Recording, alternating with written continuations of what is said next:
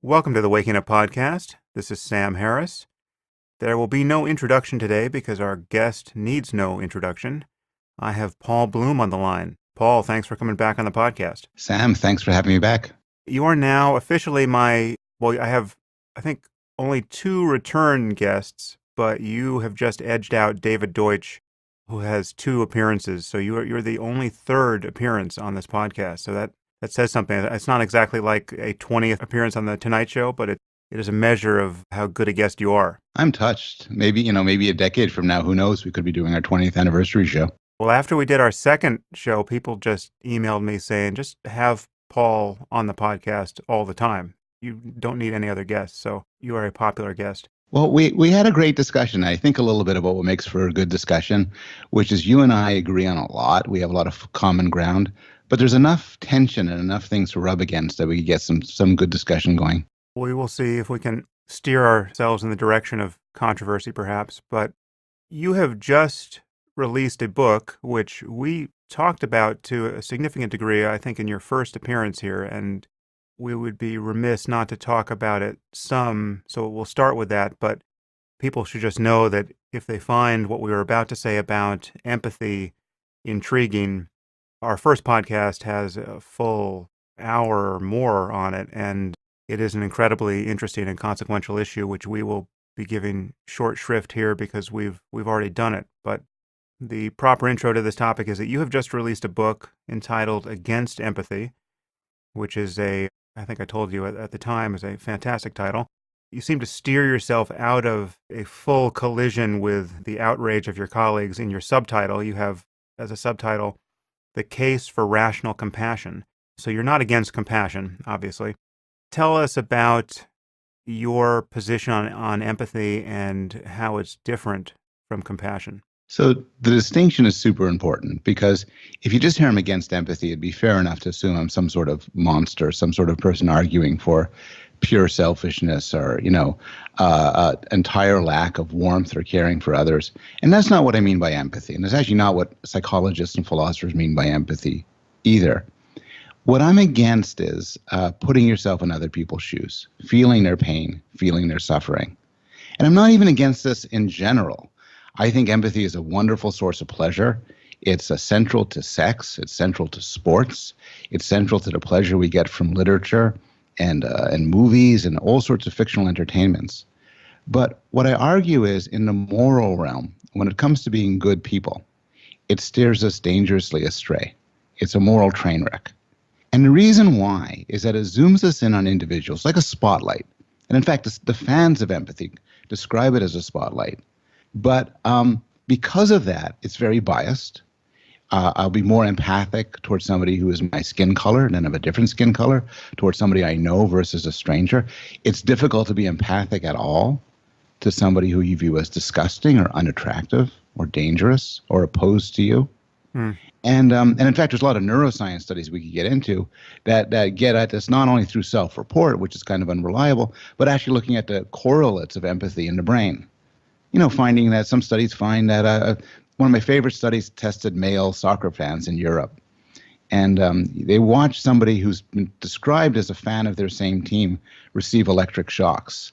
And then it turns out they feel empathy. In fact, the same parts of their brain that would be active if they themselves were being shocked light up when they see this other person being shocked. So that's great. But then in another condition, they observed somebody who's described as not being supporting the same team. And there, empathy shuts down. And in fact, what you get is kind of a blast of pleasure circuitry when they watch the other person being shocked. And so empathy is biased and narrow and parochial, and I think leads us astray in a million ways, much of which we discussed the last time we talked about this. Compassion is a bit different. So my argument is what we should replace empathy with for decision-making is cold-blooded reasoning. Of a more or less utilitarian sort, where you judge costs and benefits. You ask yourself, what can I do to make the world a better place? What could I do to increase happiness, to reduce suffering? And maybe you could view that as in a utilitarian way. You could do it in terms of a Kantian moral principles way. But however you do it, it's an act of reason. Mm. What's missing in that, and that's the rational part of my subtitle, what's missing in that is everybody from David Hume on down has pointed out you need some sort of motivation, some sort of kick in the pants. And that's where I think compassion comes in. So many people blur empathy and compassion together, and I don't actually care how people use the terminology. But what's important is they're really different. So you can feel empathy. I see you suffer, and I feel your pain, and I zoom in on that. But you could also feel compassion, which is you care for somebody, you love them, you want them to thrive, you want them to be happy, but you don't feel their pain. And some really cool experiments on this, for instance, were done by, and this is going to connect to one of your deep interests out of meditation, were done by Tanya Singer, who's a German neuroscientist, and Matthew Ricard, who's a Buddhist monk and the so-called happiest man alive. Yeah. And they did these studies where they trained people to feel empathy, to experience the suffering of others. And then they train another group to feel compassion. And the way they do it is through loving kindness meditation, where you care about others, but you don't feel their pain. Now, it turns out these activate entirely different parts of the brain. There's always some overlap, but there's distinct parts of the brain. But more to the point, they have different effects. So the empathy training makes people suffer. It makes people selfish. It leads to burnout. While the compassion training is pleasurable. People enjoy it. They enjoy the feeling of kindness towards other people, and it makes them nicer. And recent studies, like very recent studies by the psychologist David DeSteno in Northwestern, back this up by finding that meditation training actually increases people's kindness. And the explanation that they give, and it's an open question why it does so, the explanation they give is it ignites compassion but shuts down empathy circuitry. That is, you deal with suffering and you could deal with it better because you don't feel it. So this is one way I'd make the distinction between empathy and compassion. Yeah, I think we probably raised this last time, but it's difficult to exaggerate how fully our moral intuitions can misfire when guided by empathy as opposed to some kind of rational understanding of what will positively affect the world. The research done by Paul Slovic on moral illusions is fascinating here. When you show someone a picture of a single little girl who's in need, they are maximally motivated to help. But if you show them a picture of a little girl, the same little girl and her brother, their altruistic motive to help is reduced reliably. And if you show them 10 kids, it's reduced further. And then if you give them statistics about hundreds of thousands of kids in need of the same aid, it drops off a cliff. And that is clearly a bug, not a feature. And that I think relates to this issue of empathy as opposed to what is a higher cognitive act of just assessing, where the needs are greatest in the world. One could argue that we are not evolutionarily well designed to do that. We aren't. I mean, I remember you cited the Slovic findings. I think it was in The Moral Landscape, where you say something to the effect that there's never been a psychological finding that so blatantly shows a moral error. Whatever your moral philosophy is, you shouldn't think that one life is worth more than 8. Let alone worth more than 100. Especially when the 8 contain the one life you're concerned about. Exactly. Yeah. Exactly. It's a moral disaster. And I mean, the cool thing is that upon reflection, we could realize this. So I'm not one of these psychologists who go on about how stupid we are, because I think every demonstration of human stupidity or irrationality has contained with it a demonstration of our intelligence, because we know it's irrational. We could point it out and say, God, that's silly. I mean, and we have a lot of, my book cites a lot of research demonstrating the sort of phenomena you're talking about, but it's an old observation. I mean, Adam Smith, like 300 years ago, about 300 years ago, gave the example of an educated man of Europe hearing that the country of China was destroyed. At the time when they would have never known somebody from China. And Smith says, basically your average European man would say, well, that's a shame. And he'd go upon his day. But if he was to learn that tomorrow he would lose his little finger, he'd freak out. He wouldn't sleep at all at night. How am I lose my fingers? Will it be painful? How will it affect my life? And he used this as an example to show that our feelings are skewed in bizarre ways. But then he goes on to point out that we can step back and recognize that the death of thousands is far greater tragedy than the loss of our finger. And it's this dualism, this duality that fascinates me between what our gut tells us and what our minds tell us. I believe he also goes on to say that any man who would weigh the loss of his finger over the lives of thousands or millions in some distant country, we would consider a moral monster. Yes, he says something. Human nature shudders at the thought. Right. It's one of the great passages in all of literature, really. I think I quote the whole thing in The Moral Landscape. So just a few points to pick up on what you just said about the neuroimaging research done on empathy versus compassion.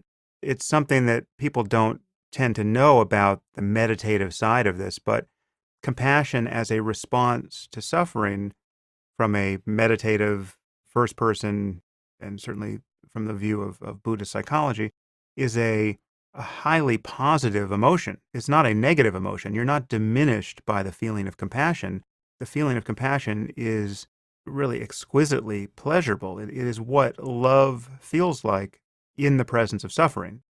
The Buddhists have various modes of what is called loving kindness, and loving kindness is this, the generic feeling of wishing others happiness.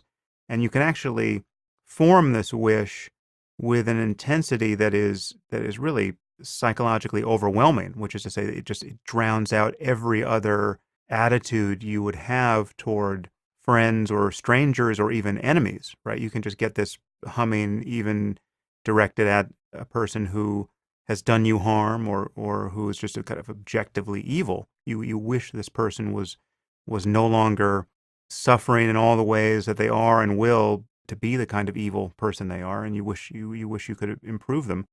And so Buddhist meditators acquire these states of mind, and it's the antithesis of merely being made to suffer by witnessing the suffering of others. It's the antithesis of being made depressed when you are in the presence of a depressed person, say. And so it really is the fact that empathy and compassion are used for the most part as synonyms in our culture is deeply confusing about what normative human psychology promises and just what is on the menu as far as conscious attitudes one can take toward the suffering of other people. I think that's right. I think that I'm now in a sort of in a debate in the journal Trends in Cognitive Sciences with an excellent neuroscientist who disagrees with me, and there's all sorts of interesting points to go back and forth. But at one point, he complains about the terminology, and he says compassion isn't opposed to empathy; it's a type of empathy. To which my response is, who cares? I don't care how one calls it. I'm totally comfortable to call them different types of empathy, in which case I'm against one type of empathy but for another. But the distinction itself is absolutely critical. And it's so often missed, not only in the scientific field, but also in everyday life. I published an article on empathy in the Boston Review, and I got a wonderful letter, which I quote in my book with permission of the writer, by this woman who worked as a first responder after 9/11. And after doing this for about a week, she couldn't take it anymore. She was too oppressed by what she felt, while her husband would happily and cheerfully continued his work. And it didn't seem to harm him at all. And she was like, what is going on? Is something wrong with him? Is something wrong with me? And I think we make sense of this by saying that there's at least two processes that lead to kindness and good behavior that can. And one of them, empathy, has some serious problems. And if we could nurture compassion, we not only can make the world a better place, but we could enjoy ourselves while doing it. To be clear, you also differentiate two versions of empathy, because there's the cognitive empathy of simply understanding another person's experience, and then there's the emotional contagion version, which we're talking about, which is you are permeable to their suffering in a way that makes you suffer also. That's right. The cognitive empathy is kind of a different bag, and it's very interesting. And we might turn to this later if we talk about Trump. But it's an understanding what goes on in the minds of other people. And sometimes we call this mind reading or theory of mind or social intelligence. And to me, it's neither good nor bad. It's a tool. If you, Sam, want to make the world a better place and help people, help your family, help others, you can't do it unless you understand what people want, what affects people, what people's interests are, what they believe. Any good person, any good policymaker needs to have high cognitive empathy. On the other hand, suppose you wanted to bully and humiliate people, to seduce them against their will, to con them, to torture them. Here, too, high cognitive empathy will help. If you want to make me miserable, it really helps to know how I work and how my mind works. So cognitive empathy is a form of intelligence, like any sort of intelligence, can be used in different ways. It's morally neutral. So to say that someone is highly empathic in that way is to simply say that they can take another person's point of view, but that, can be used for good or evil. That's right. The worst people in the world have high cognitive empathy. It's how they're able to do so much damage. Right. I wanted to step back to something you said about meditative practice and Buddhism, because there were two things you said. And one is easy really to get behind, which is the pleasure that comes through this sort of practice in doing good, in loving people, in caring about people. But one thing I struggle with, and I don't know whether we have different views on this, is over the blurring of distinctions that comes through Buddhism and this meditative practice. So there's a joke I like. It's my only Buddhism joke. Have you heard about the Buddhist vacuum cleaner? It comes with no attachments. And so one of the criticisms of Buddhist practice, and to some extent a criticism of some of my positions, is that there's some partiality we do want to have. Not only do I love my children more than I love you, but I think I'm right to love my children more than I love you. Okay, we're going to end the podcast right now. One of the requirements of my podcast guests is that they love me as much as their own children. I love you second. Okay. It's my two children, then you, then my wife. Okay, that's the appropriate ranking. Is that good? Especially for a third-time guest. Yes. I think I'm agnostic as to whether one or the other answers is normative here, or whether there are equivalent norms which are just mutually incompatible, but you could create worlds that are equally good by each recipe. But I share your skepticism, or at least it's not intuitively obvious to me, that if you could love everyone equally, that would be better than having some gradations of moral concern. When we extend the circle in the way that Peter Singer talks about of our moral concern, the world does get better and better. I mean, we want to overcome our selfishness, our egocentricity, our clannishness, our tribalism, our nationalism, all of those things, all of those boundaries we erect where we care more about what's inside than outside the boundary. Those all seem, at least they tend to be pathological, and they tend to be sources of conflict, and they tend to explain the inequities in our world that are just on their face unfair and in many cases just unconscionable. But whether you want to just level all of those distinctions and love all Homo sapiens equivalently, that I don't know. And I'm not actually skeptical that it is a state of mind that's achievable. I've met enough long-term meditators, and I've had enough experience in meditation and with psychedelics and just changing the dials on conscious states to believe that it's possible to actually obviate all of those distinctions and to just feel that love is nothing more than a state of virtually limitless aspiration for the happiness of other conscious creatures, and that it need not be any more preferential or directed than that. When you're talking about a monk who has come out of a cave doing nothing but compassion meditation for a decade, you're talking about somebody who in most cases has no kids, doesn't have to function in the world the way we have to function. Certainly, civilization doesn't depend on people like that forming institutions and running our world.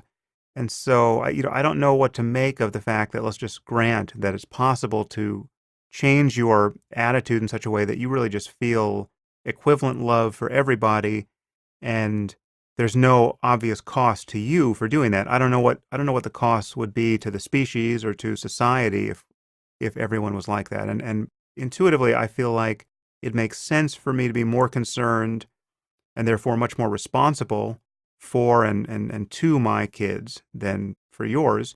But at a greater level of abstraction, when I talk about how I want society to be run, I don't want to try to legislate my selfishness. I just I have to understand that at the level of laws and institutions, fairness is a value that more often than not conserves everyone's interests better than successfully gaming a corrupt system. Yeah. So I'm nodding. I mean, I want to zoom in on the last thing you said because it was astonishing to me. But for most of what you're saying, I'm nodding in agreement. Certainly, the world would be much better if our moral circle was expanded, and certainly, the world would be much better if we cared a little bit more for people outside of our group, and correspondingly, relatively less for people inside of our group.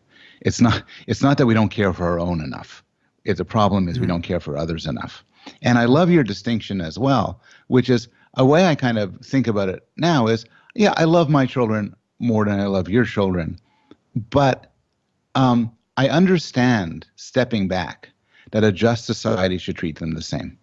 Right. So if I have a summer job opening, I understand my university regulations say I can't hire my sons. And, I actually think that's a good rule. I love my sons. I'd like to hire them, it'd be a job for them and everything. But I could step back and say, yeah, we shouldn't be allowed to let our own personal preferences, our own emotional family ties, distort systems that should be just and fair. The part of what you said, which I just got to zoom in on, is, do you really think it's possible? Put aside somebody who has no prior attachments at all, some monk living in a cave. Mm-hmm. Have you met, or do you think you ever will meet, people who have had children and raised them who would treat the death of their child no differently than the death of a strange child? Yeah, I do, actually. And, wow. And I'm not sure what I think of it. I can tell you these are extraordinarily happy people. So what you get from them is not a perceived deficit of compassion or love or engagement with the welfare of other people, but you get a kind of obliteration of preference. The problem in their case is it's a surfeit of compassion and love and engagement, so that they don't honor the kinds of normal, family ties or preferences that we consider normative and that we would be personally scandalized to not honor ourselves. The norms of preference, which seem good to us, and we would feel that we have a duty to enforce in our own lives, and we would be racked by guilt if we noticed a lapse in honoring those duties. These are people who have just blown past all of that because they have used their attention in such a unconventional and in some ways impersonal way, but it's an impersonal way that becomes highly personal, or at least highly intimate, in their relations with other people. So for instance, I studied with one teacher in India, a man named Punjaji. He wasn't Buddhist. He was Hindu, but he was not teaching anything especially Hindu. I mean, he was talking very much in the tradition of, if people are aware of these terms, and they'll get them from my book, Waking Up, the tradition of Advaita Vedanta, the non-dual teachings of Vedanta, which are nominally Hindu. They're really just Indian. And there's nothing about gods or goddesses or any of the garish religiosity you see in Hinduism. He was there was a lot that he taught that I disagreed with, or at least there were some crucial bits that he taught that I disagreed with, and again, you can find that in Waking Up if you're interested. But he was a really shockingly charismatic and wise person to be in the presence of. He was really somebody who could just bowl you over with his compassion and the force of his attention. If I were not as scrupulous as I am about attributing, causality here, 90% of the people who spent any significant time around this guy thought he had, magic powers. This is a highly unusual experience of being in a person's presence. Part of what made him so powerful was that, actually, ironically, he had extraordinarily high empathy of the unproductive kind, but it was kind of anchored to nothing in his mind. I mean, so for instance, if someone would have a powerful experience in his presence and, start to cry, tears would just pour out of his eyes. He would just immediately start crying with the person. And when somebody would laugh, he would laugh, twice as hard. It was like he was a amplifier of the states of consciousness of the people around him in a way that was really thrilling. And again, there's a feedback mechanism here where people would just have a bigger experience because of the Huh. ways in which he was mirroring their experience. And there was no sense at all that this was an act. I mean, he would have to have been the greatest actor on earth for this to be brought off. But yeah, I think, I forget the details of the story, but the story about, how he behaved when his own son died would shock you with its apparent aloofness, right? I mean, this is a person for whom a central part of his teaching was that death is not a problem, and he's not hanging on to his own life or the lives of those he loves with any attachment at all. And he was advertising the benefits of this attitude all the time because he was the happiest man you ever met. But I think when push came to shove and he had to react to the death of his son, he wouldn't react the way you or I would, or the way you or I would want to react given how we view the world. That's an extraordinary story. I mean, you have a lot of stories like that in Waking Up of people like that. And I haven't encountered many such people. I met Matthew Ricard once, and it was a profoundly moving experience for me. And I'm not easily impressed. I tend to be cynical about people. I tend to be really cynical about people who claim to have certain abilities and the like. But I simply had a short meeting with him. We went out for tea and we just talked. And there's something about people who have attained a certain mental capacity or set of capacities that you can tell by being with them that they have it. Their bodies afford it. They just give it off from a mile away. It's like it's analogous to charisma, which some people have apparently.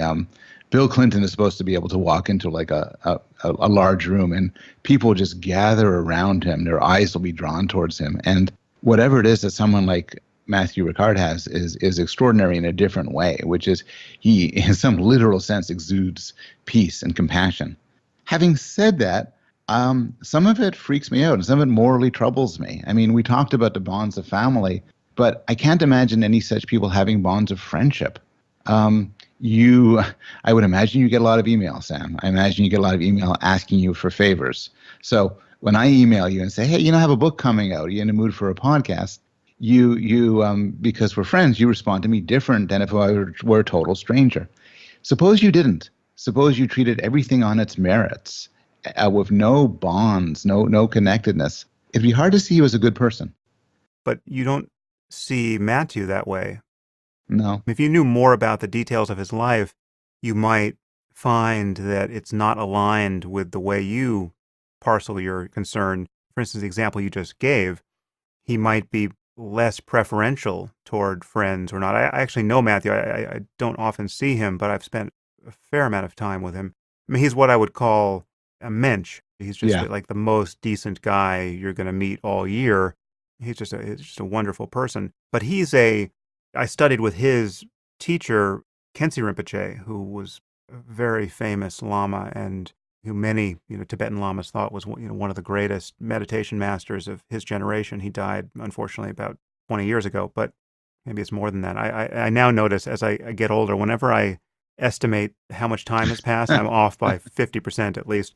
Yeah. Someone should study that problem. Self-deception, I think, has something to do with it. So anyway, Khyentse Rinpoche was just this 800-pound gorilla of meditation. He'd spent more than 20 years practicing in solitude, and Matthew was his closest attendant for years and years. I think just to give you kind of to rank order what's possible here, Matthew certainly wouldn't put himself anywhere near any of his teachers on the hierarchy of what's possible in terms of transforming your moment-to-moment conscious experience and therefore the likelihood of how you show up for others.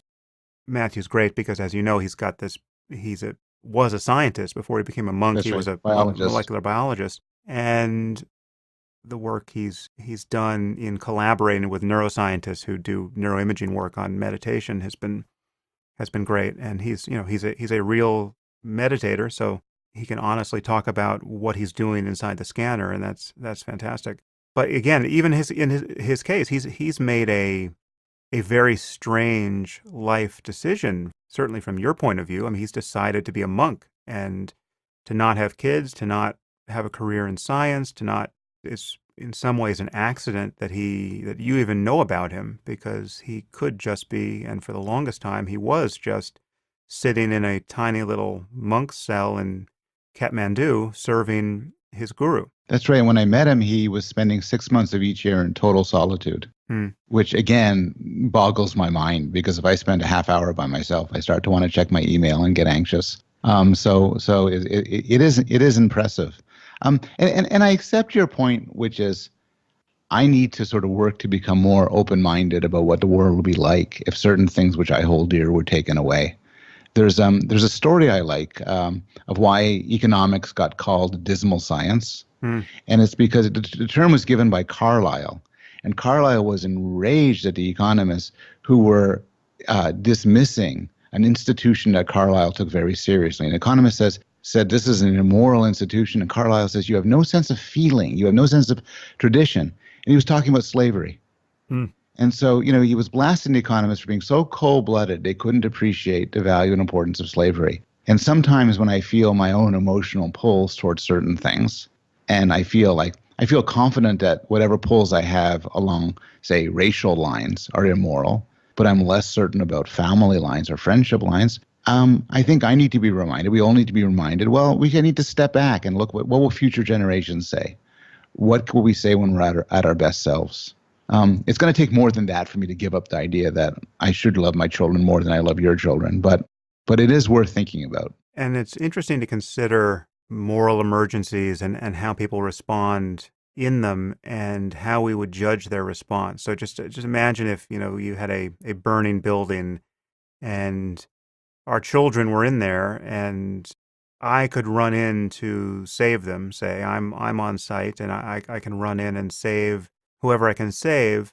But because I know my child's in there, my priority is to get my child, and who could blame me for that, right? That's so right. I run in there and I see your child who I can quickly save, but I need to look for my child. So I just run past your child and go looking for mine. And at the end of the day, I save no one, say, or Yes. I only save mine. It really was a zero-sum contest between yours and mine. If you could watch that play out, if you had a video of what I did in that house, right, and you saw me run past your child and just go looking for mine, I think it's just hard to know where to find the norm there. A certain degree of searching and a certain degree of disinterest with respect to the fate of your child begins to look totally pathological. It looks just morbidly selfish. But some bias seems only natural, and we might view me strangely if I showed no bias at all. Again, I don't know what the right answer is there.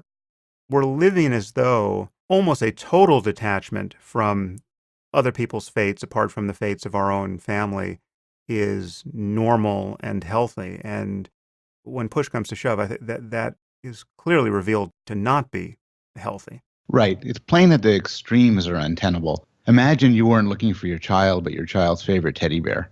Right. Well, then you're kind of a monster, searching around for that while my child burns to death. I mean, to make matters worse, Peter Singer has famously, I think very convincingly pointed out that the example you're giving is a sort of weird science fiction example, and we might reassure us, well, that'll never happen. But Singer points out we're stuck in this dilemma every day of our lives. Yeah. As we devote resources, I, like a lot of parents, spend a lot of money on my kids, including things that they don't, things that make their lives better but aren't necessary, and things that are just fun, expensive toys and vacations and so on, while other children die. And Singer points out that I really am in that burning building. Yeah. I am in that burning building buying my son an Xbox while kids from Africa die in the corner. And it's difficult to confront this, and I think people get very upset when Peter Singer brings it up. But it is a moral dilemma that we are continually living with and continually struggling with.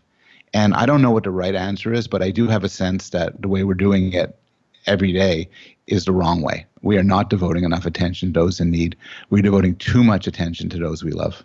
Yeah. Well, I had Singer on the podcast, and I also had Will McCaskill, who very much argues in the same line. And, I don't have a good answer. I think one thing I did as a result of my conversation with Will was I realized that I needed to kind of automate this insight.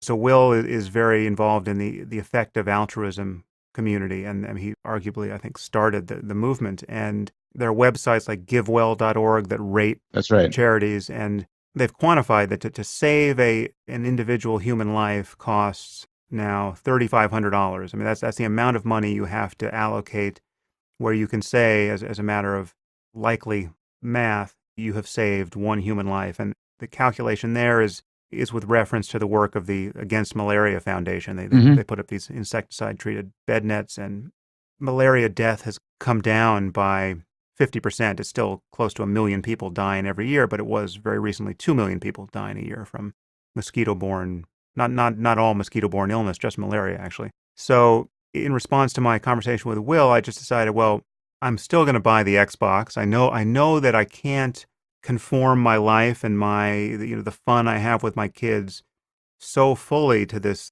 logic of this triage, right? So that I, strip all the fun out of life and just give everything to the Against Malaria Foundation. But I decided that the first $3,500 that comes into the podcast every month will just by definition go to the Against Malaria Foundation. I don't have to think about it. It just happens every month. I would have to decide to stop it from happening. I think doing more things like that, I mean, so what Will does is there's actually a giving pledge where people decide to give 10% of I think it's at least 10% of their income to charity and to these most effective charities each year. Any kind of change you want to see in the world that you want to be effective, automating it and taking it out of the cognitive overhead of having to be re-inspired to do it each day or each year or each period, that's an important thing to do. That's why I think the greatest changes in human well-being and in human morality will come not from each of us individually refining our ethical code to the point where we are bypassing every moral illusion, right? So that every time Paul Slovic shows us a picture of a little girl, we have the exact right level of concern. And when we see 8 kids, we have eightfold more or whatever it would be. But to change our laws and institutions and tax codes and everything else so that more good is getting done without us having to be saints in the meantime. I think that's right. I think that this comes up a lot in discussions of empathy. So I talk about the failings of empathy in our personal lives, particularly, say, giving to charity or deciding how to treat other people. And a perfectly good response I sometimes get is, well, okay, I'm a high empathy person. What am I going to do about it? And, one answer concerns activities like meditative practice, but, you could be skeptical over how well that works for many people. I think your answer is best, which is in a good society, and actually as good individuals, we're smart enough to develop procedures, mechanisms that take things out of our hands. And this applies at every level. The political theorist Jan Elster points out that's what a constitution is. A constitution is a bunch of people saying, look, we are irrational people, and sometime in the future, we're going to be tempted to make dumb, irrational choices. So let's set up something to stop us. And let's set up something that to override our base instincts. We can change this stopping mechanism, but let's make it difficult to change so it takes years and years. So no matter how much Americans might choose they want to reelect a popular president for a third term, they can't. If all of white Americans decide they want to reinstantiate the institution of slavery, they can't. And laws work that way, constitutions work that way. I think good diets work that way. Yeah. And charitable giving could work that way, in that you have automatic withdrawal or whatever. So you, in an enlightened moment, you say, this is the kind of person I want to be. And you don't wait for your gut feelings all the time. I think overriding other disruptive sentiments works the same way. Like, suppose I have to choose somebody to be a graduate student or something like that. And I know full well that there are all sorts of biases having to do with physical attractiveness, with race, with gender. And suppose I believe, upon contemplation, that it shouldn't matter. It shouldn't matter how good looking the person is. It shouldn't matter whether they were from the same country as me. Well, one thing I could try to do is say, okay, I'm going to try to really be very hard. I'm going to try very hard not to be biased. And we're horrible at that. Yeah. We overcorrect, we undercorrect, we justify. So what we do when we're at our best is develop some systems. Like, for instance, you don't look at the pictures. You do some sort of blind reviewing, so your biases can't come into play. Yeah. Now, it's harder to see how this is done when it comes to broader policy decisions, but people are working on it. Paul Slovic, actually, who we've referenced a few times, talks about this a lot. So right now, for instance, governments' decisions over where to send aid or where to go to war are made basically on gut feelings, and they're basically based on sad stories and photographs of children washed ashore and so on. And it just makes the world worse. And people like Slovic wonder, can we set up some fairly neutral triggering procedures that say, in America, when a situation gets this bad, according to some numbers and some objective judgments, it's a national emergency, we send in money. Overseas, if this many people die under such and so circumstances, we initiate some sort of investigative procedure. It sounds cold and bureaucratic, but I think cold and bureaucratic is much better than hot-blooded and arbitrary. There was something you said when referencing the soccer study, in-group empathy and out-group Schadenfreude, I guess. Yes. And this reminded me of a question we got on Twitter. Someone was asking about the relationship between empathy and identity politics. I guess based on the research you just cited, there's a pretty straightforward connection there. Do you have any thoughts on that? There's a profound connection. We're very empathic creatures, but it always works out that the empathy tends to focus on those from within our group and not to the out group. I got into a good discussion once with Simon Baron-Cohen, the psychologist, who's very pro-empathy. And he said that if only we were talking about the time of the war in Gaza, and he was talking about if only the Palestinians and the Israelis had more empathy, this wouldn't happen. The Israelis would realize that the suffering of the Palestinians and vice versa, and there'd be peace. And my feeling here is that it's exactly the opposite. That conflict in particular suffered from an abundance of empathy. The Israelis at the time felt huge empathy for the suffering of teenagers who were kidnapped, of their families. The Palestinians felt tremendous empathy for their countrymen who were imprisoned and tortured. There were abundant empathy, and there's always abundant empathy at the core of any conflict. And the reason why it drives conflict is I feel tremendous empathy for the American who is tortured and captured, and as a rule, it's very hard for me to feel empathy for the Syrian or for the Iraqi, and so on. And we could now pull it down a little bit in the aftermath of the 2016 election. I think Clinton voters are exquisitely good at empathy towards other Clinton voters and Trump voters for Trump voters. Having empathy for your political enemies is difficult, and I think actually, and for the most part, so hard that it's not worth attaining. We should try for other things. I think we certainly want the other form of empathy. I mean, we want to be able to understand why people decided what they decided, and we don't want to be just imagining motives that don't exist or weighting them in ways that are totally unrealistic. We inevitably will say something about politics. People would expect that of us. By law, there could be no discussion of over 30 minutes that doesn't mention Trump. I'm going to steer you toward Trump, but before we go there, as you may or may not know, I've been fairly obsessed with artificial intelligence over the last, 18 months or so. And we solicited some questions from Twitter, and many people asked about this. Have you gone down this rabbit hole at all? Have you thought about AI much? And there was one question I saw here, which was, given your research on empathy, how should we program an AI with respect to it?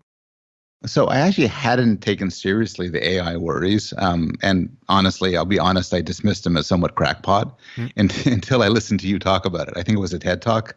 Yeah. And then, so thank you. That got me worried about yet something else. Oh, good. And I found it fairly persuasive that there's an issue here we should be devoting a lot more thought to.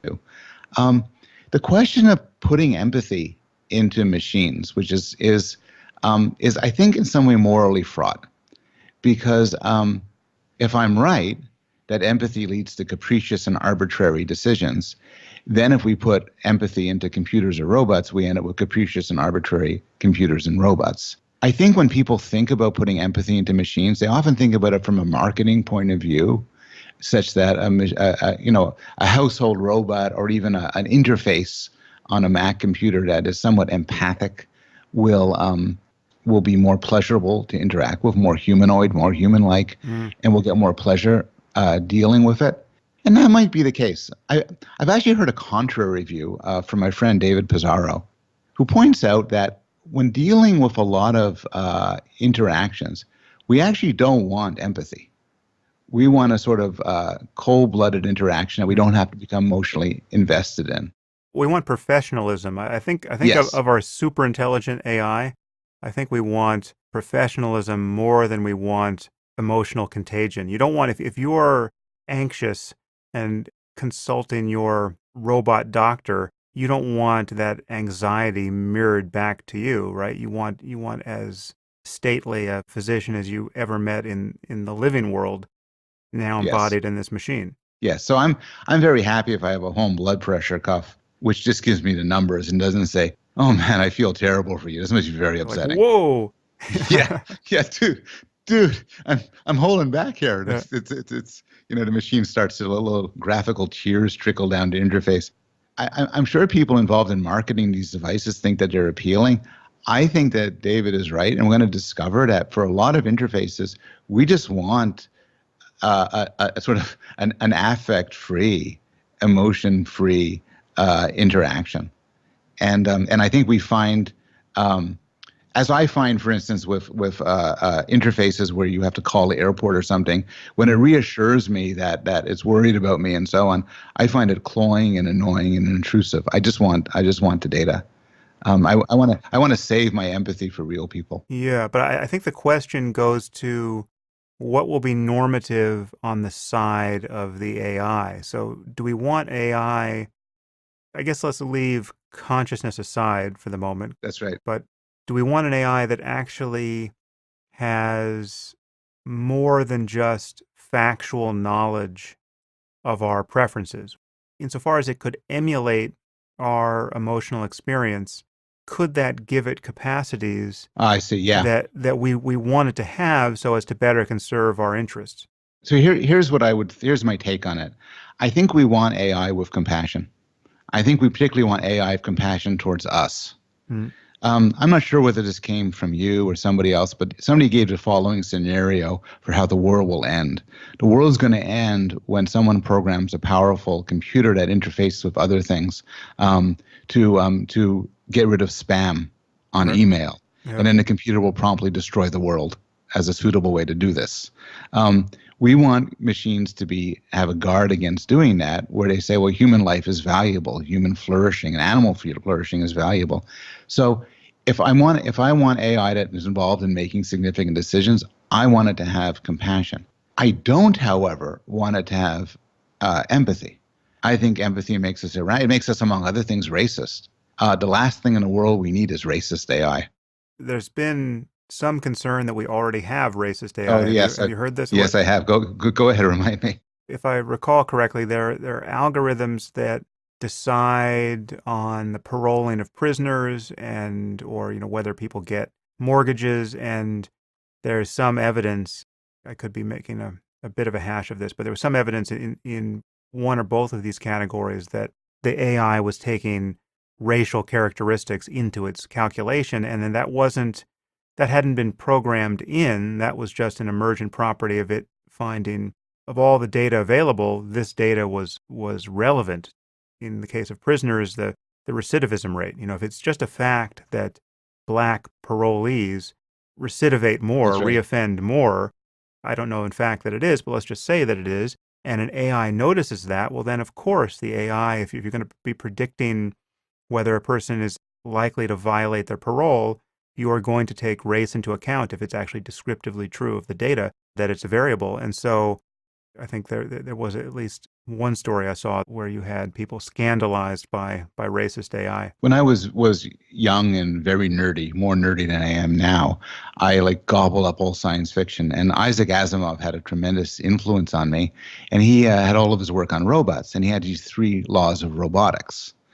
And if you think about it as from a more sophisticated view, the laws of robotics weren't particularly morally coherent. Like, one of them is you should never harm a human or through an action allow a human to come to harm. But does that mean the robot's going to run around trying to save people's lives all the time because we're continually not allowing people to come to harm? But but the spirit of the endeavor is right, which is I would wire up. I think, and in fact, I think in some way, as robots now become more powerful, you could imagine becoming compulsory to wire up these machines with some morality. This comes up with driving cars. Sorry, with with automatic drive, the computer-driven cars, where, are they going to be utilitarian? Are they going to have principles? And there's a lot of good debates on that, but they have to be something. And they have to have some consistent moral principles that take into account human life and human flourishing. And the last thing you want to stick in there is something that says, well, if someone is adorable, care for them more. Always count a single life as more than 100 lives. There's no justification for putting the sort of stupidities of empathy that we're often stuck with to putting them into the machines that we create. That's one thing I love about this moment of having to think about super intelligent AIs. It's amazingly clarifying of moral priorities. I mean, all these people who until yesterday said, well, who's to say what's true in the moral sphere? Once you force them to weigh in on how should we program the algorithm for self-driving cars, they immediately see that, okay, you have to solve these problems one way or another. These cars will be driving. Do you want them to be racist cars? Do you want them to preferentially drive over old people as opposed to children? What makes sense? And to say that there is no norm there to be followed is to just, you're going to be designing one by accident then, right? If you make a car that is totally unbiased with respect to the lives it saves, well, then you've made this kind of this Buddhist car, right? You've made the Matthew Ricard car, say. That may be the right answer, but you have taken a position just by default. And the moment you begin to design away from that kind of pure equality, you are forced to make moral decisions. And I think it's pretty clear that we have trolley problems that we have to solve. And we have, at a minimum, we have to admit that killing one person is better than killing 5. And we have to design our cars to have that preference. When you put morality in the hands of the engineers, you see that you can't take refuge in any kind of moral relativism. You actually have to answer these questions for yourself. I envision this future where, you walk into a car dealership and you order one of these cars and you're sitting back and you're paying for it. And then you're asked, what kind of setting do you want? Do you want racist, Buddhist, radical feminist, religious fundamentalist? I don't know if you've heard this research, but when they ask people what the cars should do on the question of, how biased should it be to save the driver over the pedestrian, say? So if it's a choice between avoiding a pedestrian and killing the driver or killing the pedestrian, how should the car decide? Most people say in the abstract, it should just be unbiased. You should be indifferent between those two. But when you ask people, would you buy a car that was indifferent between the driver's life and the pedestrians, they say no. They want a car that's going to protect their lives. So it's hard to adhere to the thing you think is the right answer, it seems. And there, I actually don't know how you solve that problem. I think probably the best solution is to not advertise how you've solved it. That's interesting. Right? Yeah.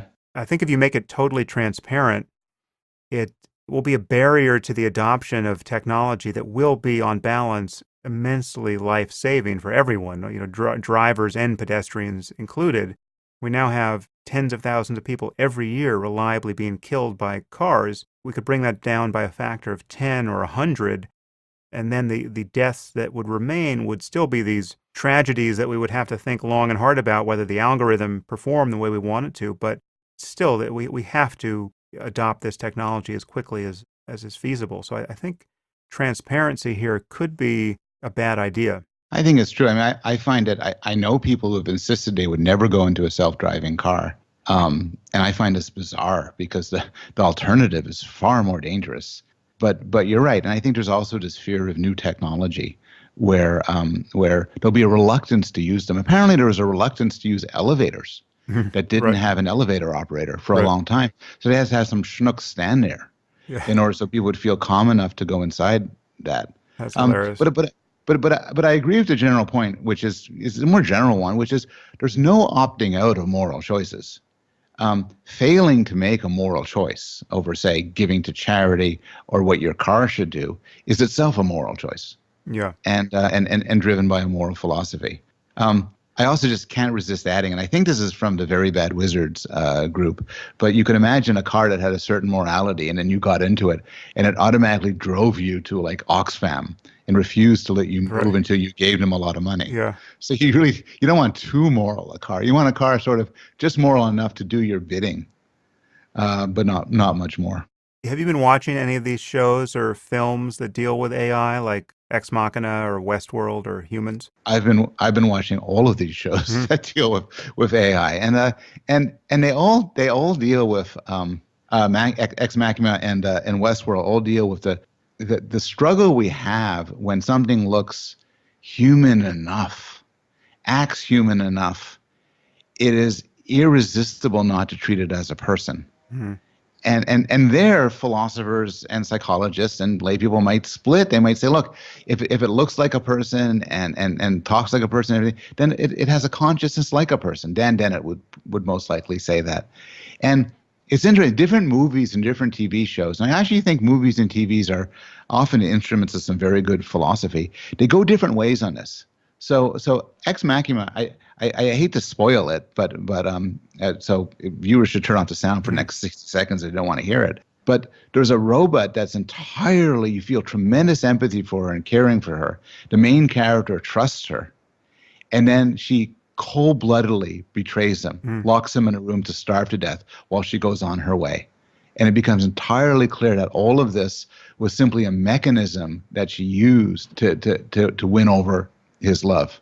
While for Westworld, it's more the opposite, where Mhm. the hosts, I guess, Dolores and others, are seen as they're really people. As viewers, we're supposed to see them as people, and the guests who forget about this, who brutalize them, they're the monsters. Yeah, it's very interesting. I think all of these films and shows are worth watching. I mean, they're all a little uneven from my point of view. There are moments where you think this isn't the greatest film or the greatest television show you've ever seen, but they all have their moments where they, as you said, they're really doing some very powerful philosophy by forcing you to have this vicarious experience of being in the presence of something that is passing the Turing test in a totally compelling way and not the way that Turing That's originally right. set it up. I mean, we're talking about robots that are no longer in the uncanny valley and looking weird. They are looking like humans. They're as human, and they are, in certain of these cases, much smarter than people.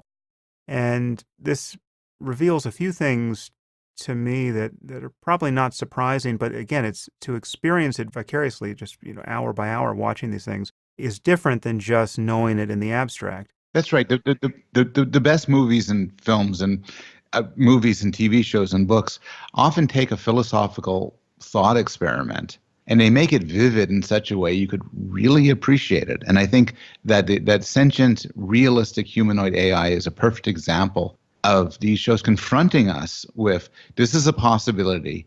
How will we react? I think it tells us how we will react. I think once something looks like a human and talks like a human and demonstrates intelligence that is at least at human level, I think for reasons I gave somewhere on this podcast and elsewhere when I've talked about AI, I think human level AI is a mirage. I think the moment we have anything like human level AI, we will have superhuman AI. We're not going to make our AI that passes the Turing test less good at math than your phone is. It'll be a superhuman Right. calculator. It'll be superhuman in every way that it does anything that narrow AI does now. So once this all gets knit together in a humanoid form that passes the Turing test and shows general intelligence and looks as good as we look, which is to say it looks as much like a locus of consciousness as we do, then I think a few things will happen very quickly. One is that we will lose sight of the fact of whether or not it's philosophically or scientifically interesting to wonder whether this thing is conscious. I think some people like me, who are convinced that the hard problem of consciousness is real, might hold on to it for a while, but every intuition we have of something being conscious. Every intuition we have that other people are conscious will be driven hard in the presence of these artifacts. And it will be true to say that we won't know whether they're conscious unless we understand how consciousness emerges from the physical world. But we will follow Dan Dennett in feeling that it's a no longer interesting question because we find we actually can't stay interested in it in the presence of machines that are functioning at least as well, if not better, than we are, and will almost certainly be designed to talk about their experience in ways that suggest that they're having an experience. And so that's one part, that we will grant them consciousness by default, even though we may have no deep reason to believe that they're conscious.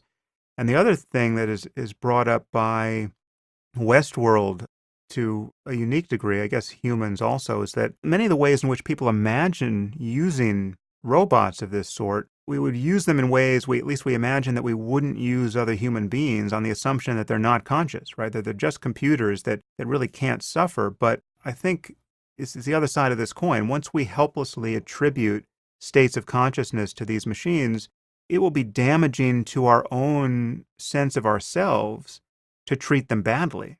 We're going to be in the presence of digital slaves, and just how well do you need to treat your slaves? And what does it mean to have a superhumanly intelligent slave? I mean, that just becomes a safety problem. How do you maintain a master-servant relationship to something that's smarter than you are and getting smarter all the time?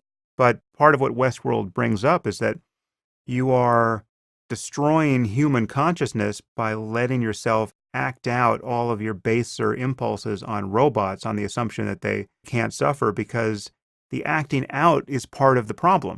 It actually diminishes your own moral worth, whether or not these robots are conscious. Right. So you have these two things in tension. One is that when it starts to look like a person and talk, it'll be irresistible to see it as conscious. You could walk around and you could talk to me and doubt that I'm conscious, and we could doubt that about other people, but it's an intellectual exercise. It's irresistible to treat other people as having feelings, emotions, consciousness, and it'll be irresistible to treat these machines as well. And then we want to use them. And so in Westworld is a particularly dramatic example of this, where characters are meant to be raped and assaulted and shot. And it's supposed to be, fun and games. But the reality of it is these two things are in tension. Anybody who were to assault the character Dolores, the young woman who's a robot, would be seen as morally indistinguishable from someone who would assault any person. And so we are at risk for the first time in human civilization of, in some sense, building machines that we are then it's morally repugnant to use in the sense that they're constructed for. Yeah. It would be like genetically engineering a race of people, but wiring up their brains so that they're utterly subservient and enjoy performing at our will. Well, that's kind of gross. And I think we're very quickly going to reach a point where we'll see the same thing with our machines. And then what I would imagine is, and this goes back to building machines without empathy or perhaps without compassion, is there may be a business in building machines to do things that aren't that smart. I'd rather have my floor vacuumed by a Roomba than by somebody who has an IQ of 140 but is wired up to be a slave. I think the humanoid component here is the main variable. If it looks like a Roomba, it actually doesn't matter how smart it is.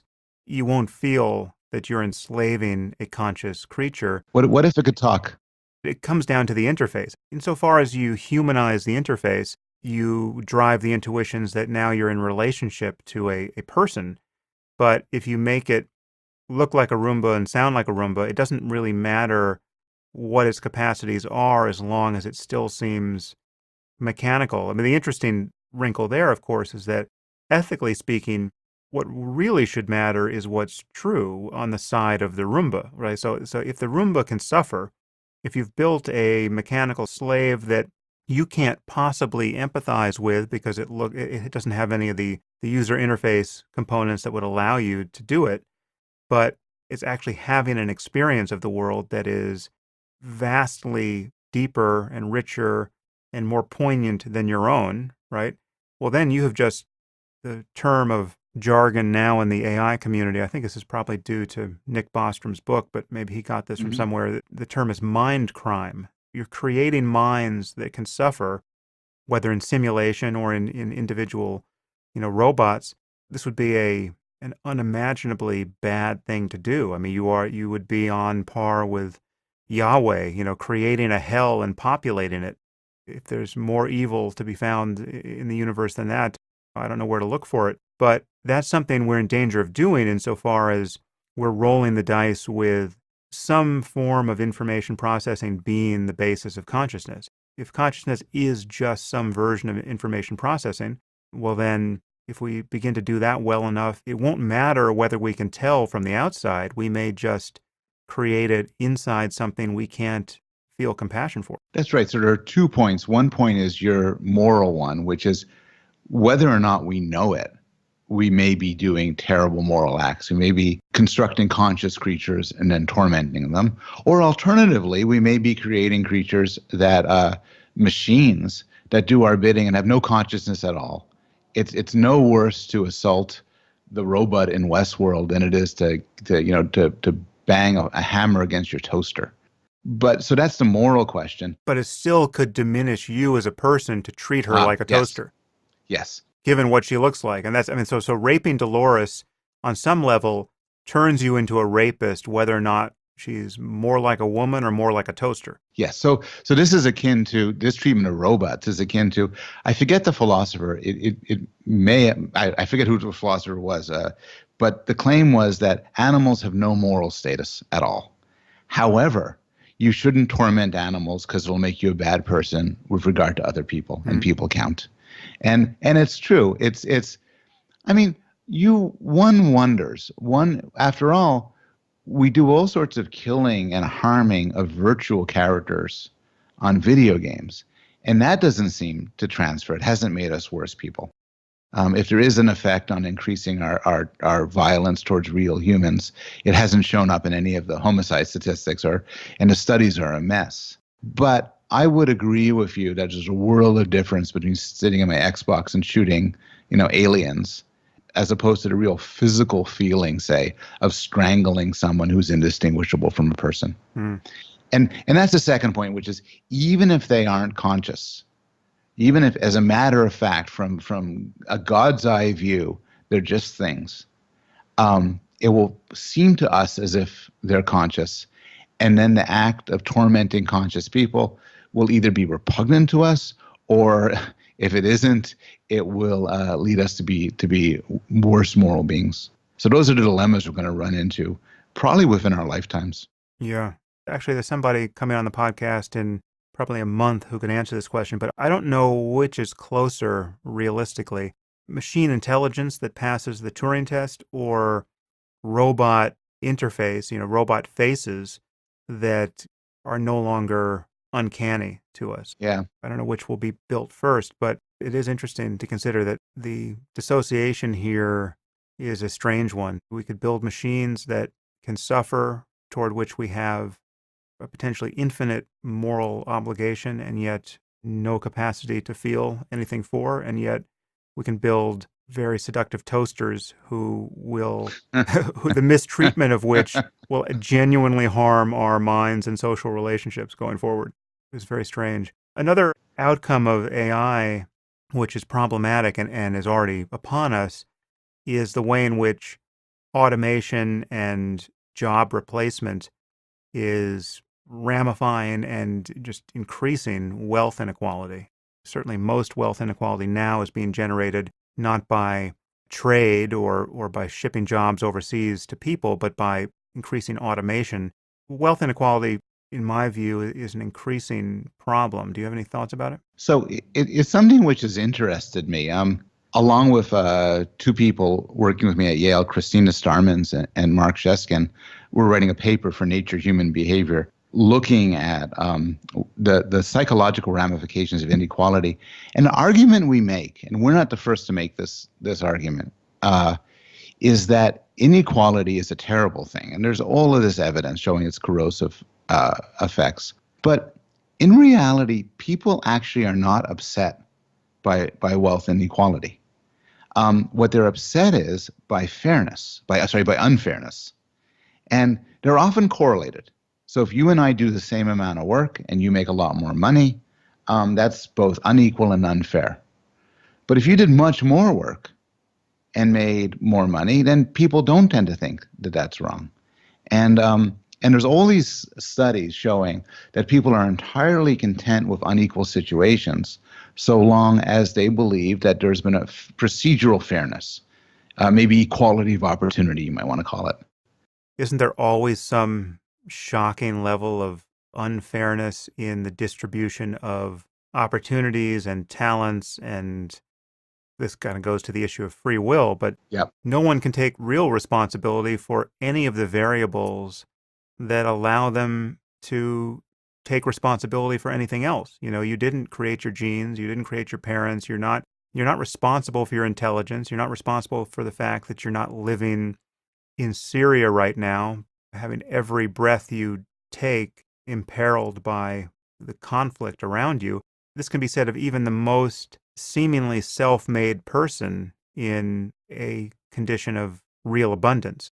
You have a rags to riches story take place in America in the late 20th century. Well, whoever that self-made person is, he didn't create the conditions of his opportunity. He was intelligent as he was, and he need only look to his left or right to find some poor schmuck who wasn't gifted with the same level of intelligence. And he can't account for the fact that he appeared at a moment in history where his intelligence could be used for something more than cannon fodder. And so at a certain point, those differences, granted, many people don't, their conception of fairness doesn't reach that deep, but at a certain point you'll see, and I think we're seeing that now, where information technology is magnifying the difference between good and bad luck, or the difference between great and, just good luck across all these lines. And you're seeing concentrations of wealth that at a certain point have to be perceived as unacceptable to people who don't have everything they want. How are we going to feel when we have our first trillionaire, right? Given the amount of need elsewhere in the world. So there are two separate issues here. They're both interesting. One is that I think when it comes to what bothers us, it's not necessarily disparity. It's actually issues more like poverty. So the philosopher Henry Frankfurt, the guy who wrote that wonderful book, Bullshit. On bullshit, yeah. On bullshit, yes. Gives a great example of that, where he says the disparity between a millionaire and a billionaire is enormous, yet nobody's bothered by it. While the disparity between somebody making a good income in America versus someone on food stamps is a lot smaller, but it could drive us nuts. And he suggests that what's going on is we're not reacting to the proportion.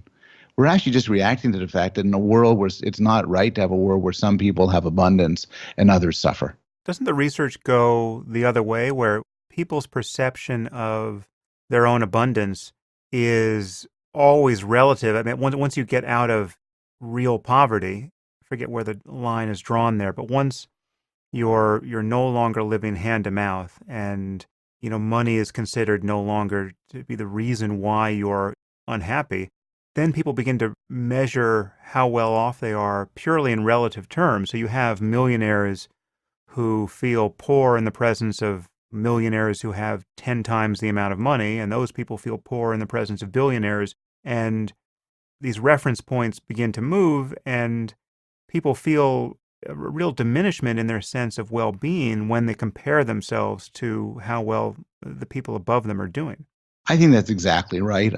H.L. Mencken said something to the effect of, a happy man is a man who makes $100 more than his sister's husband's best friend. Right. We're comparative creatures. And the question of happiness, you're right. We tend to look at other people and compare ourselves relative to them. Once we're out of poverty, we compare ourselves relative to them. And that's a separate question than the question of our intuitions about what's right and what's wrong.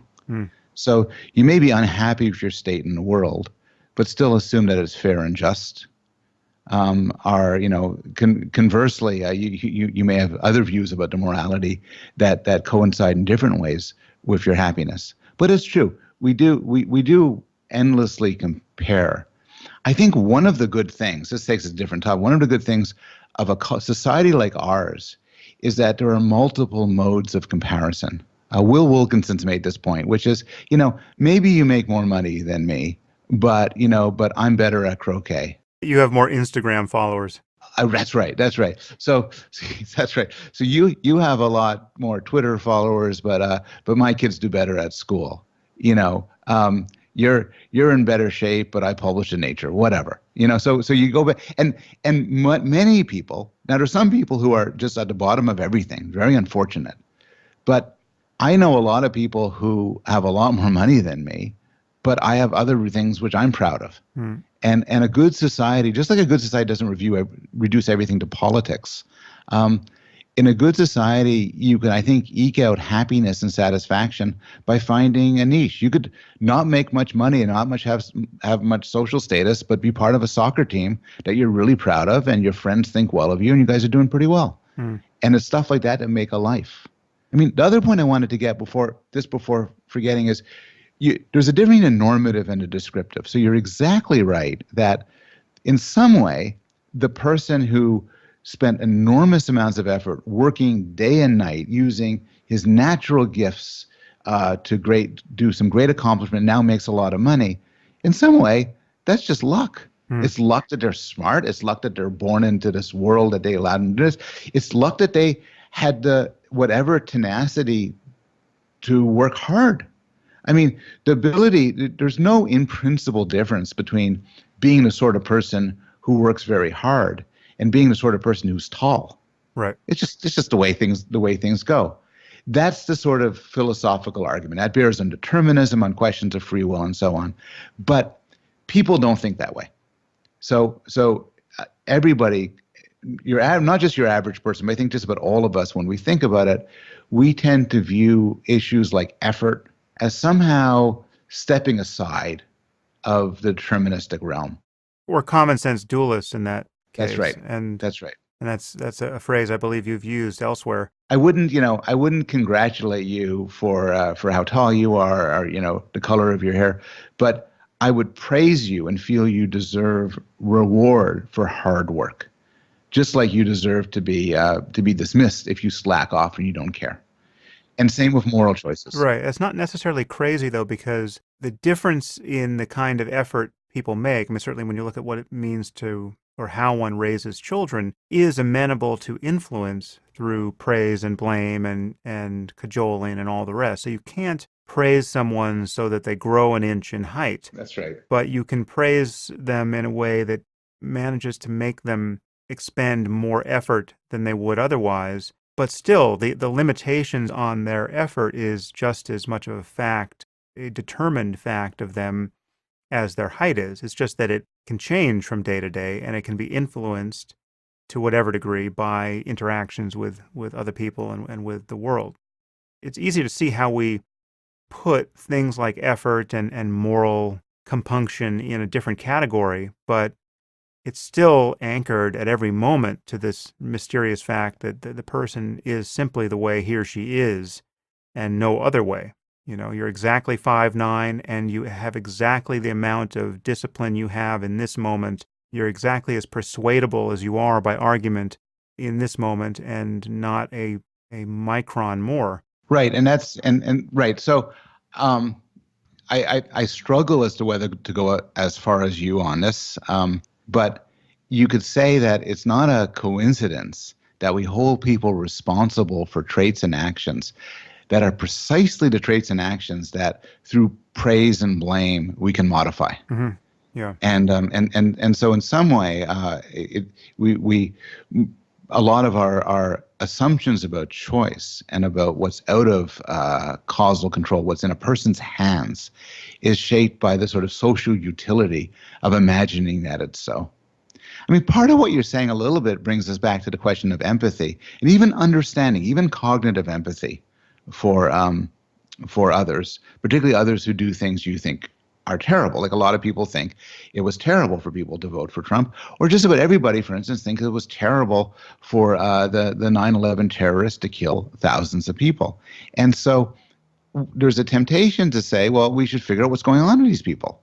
good or bad. You just want to understand what's going on. It'll help you deal with them, help you cope with them, help you plan for them in the future. But there's an objection which never struck me as entirely crazy. And the objection is, if you really understand them very well, you will realize that if you were in their situation, if you were raised in their society with their beliefs, with their practices, you would do the same thing. How could it be otherwise? And then if you understand that, it's harder to hate them. And sometimes people want to be able to hate other people. And I think you made similar claims with regard to determinism, that determinism blocks hatred. And I think cognitive empathy can drive a sort of deterministic intuition that has the same consequences. Yeah, that's really interesting. That is one of the consequences of taking determinism seriously for me. But it's important to be clear that it blocks hatred, or it erodes any kind of rational basis for hatred, but it doesn't block other motivating negative emotions. It doesn't block fear. I can be terrified of a tornado without hating it the way I would hate an evil person who I was convinced was the true author of his evil, right? So what cutting through the illusion of free will does is it turns the evil person into a tornado, but I can still be just as motivated to avoid or otherwise preempt the actions of a destructive force of nature without attributing free will to it. If I remember right, you also say it doesn't block love. Right. And I want to push back on this. Like here's the way I'm thinking, which is that I don't know, if my friend murdered my children, I would hate him. But if I was truly to grasp determinism, I'd realize that that's just the way things went, and I wouldn't hate. But then again, if my friend did something wonderful for me, surprised me with a party, or stood by my side at a difficult time, right now I'd feel gratitude, maybe love. But if I was a true determinist, wouldn't that go too? So love, in my view, doesn't. This actually brings us back to these ideal states of consciousness as advertised by Buddhist meditators. So love in the form of loving kindness need not be taken in my view, by the illusion of free will, because it's not predicated on assigning ultimate agency to the one you love in the way that hatred is predicated on assigning blame to the one you hate. With loving kindness, you really just, you want that person to be happy. You want them to be relieved of suffering. You want their hopes and dreams and aspirations realized. You want to see that smile on their face because you know it correlates with a state of consciousness that you want for them. Okay, yeah, okay. It doesn't matter if you understand that all of that's determined. Determinism doesn't erase the difference between misery and bliss, right? And what you want for both for yourself and for others is more of the bliss and less of the misery. So I see the distinction, but then you would agree with me that determinism would block gratitude, for instance. It wouldn't block the gratitude I feel for the good thing being done. If I'm in a car accident and the car is catching fire and people pull over and pull me out of the car, given that I really don't want to be burned alive in my own car and I want to live a long, happy life thereafter, I have a huge preference for these people successfully getting me out of the car. And I'm hugely grateful for the fact that they succeeded, right? But if you then tell me, well, all of that was determined by their genes and their environment and their upbringing, and these people really couldn't do otherwise. It wasn't a matter of conscious thought even. And when you talk to them, they'll say, yeah, I don't know why I did that. I just found myself pulling over and pulling your door open, and I've never done anything like that in my life, so I really can't take credit for it. Even if introspectively they were disavowing any agency, my gratitude for the outcome is still huge. In that sense, I still think gratitude shows up, and I think expressing gratitude would be just as natural, even if you were fully disillusioned to free will, as it's almost related to the raping Dolores koan. Even if you know that there's no there, your intuitions are so successfully played upon by the circumstance. We read agency into other people so effortlessly that it's always a kind of a second moment of philosophizing to take it out again. But I think you can be grateful for the result without imagining that the person has any real deep responsibility for being the way they were. It's obvious if you just pay attention to how you are in any moment and map that onto somebody else.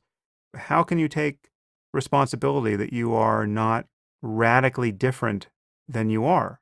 It is a given fact. You are no more responsible for any of these things kind of at the micro moment level than you are for the fact that you were born in the first place. I'm convinced by this that some aspect of gratitude is saved, but some isn't. So if you give me a wonderful birthday gift, I could feel grateful because I'm happy to be in possession of that gift.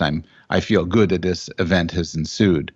But gratitude in a deeper sense is I'm gratitude towards you. But see, the focus of your gratitude is not so much that I could have done otherwise, right? I could have not given you a gift and yet decided to give you a gift. The connection between us is not merely that choice point, which, let's say that was determined since the time of the Big Bang. Mm-hmm. The fact that I spent the time to give you this gift means that I actually am thinking about you and I like you and I took time out of my day to shop for it. That was one of my priorities. For whatever reason, you and I are connected in that way.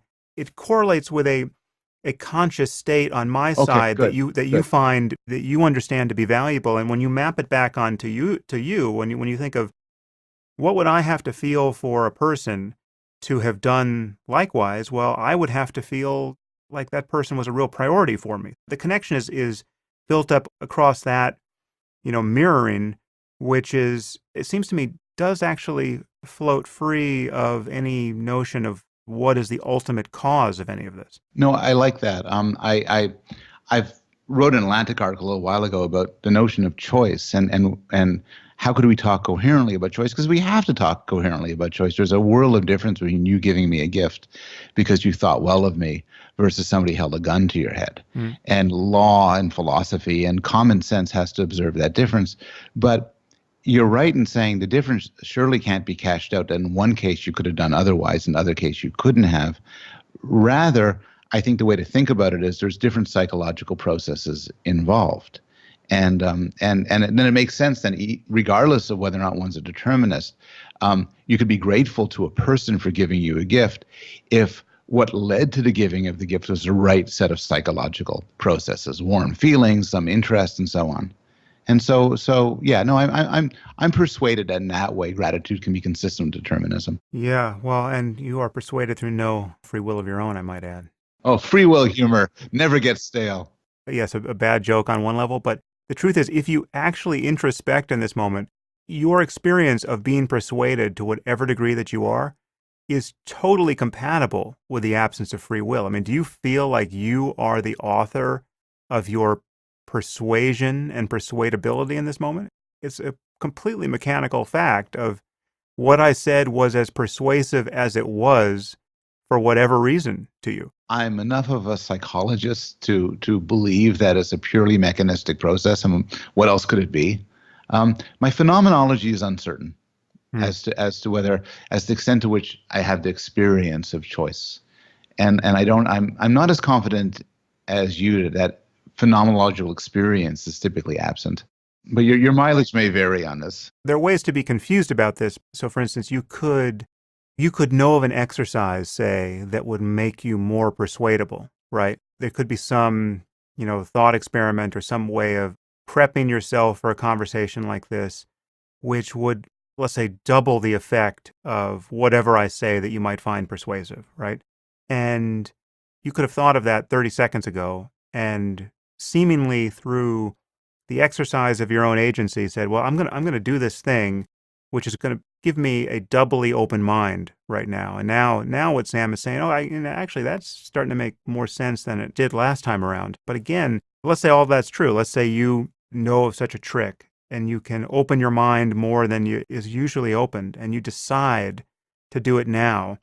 And I convince you of my thesis to a double degree, and you say that's in some sense your doing, right? Well, again, the mystery just recedes a little bit more. So it's like you can't explain the fact that it occurred to you to do that, right? It might not have occurred to you to do that. You might have forgotten that you knew this trick and had the conversation along normal lines.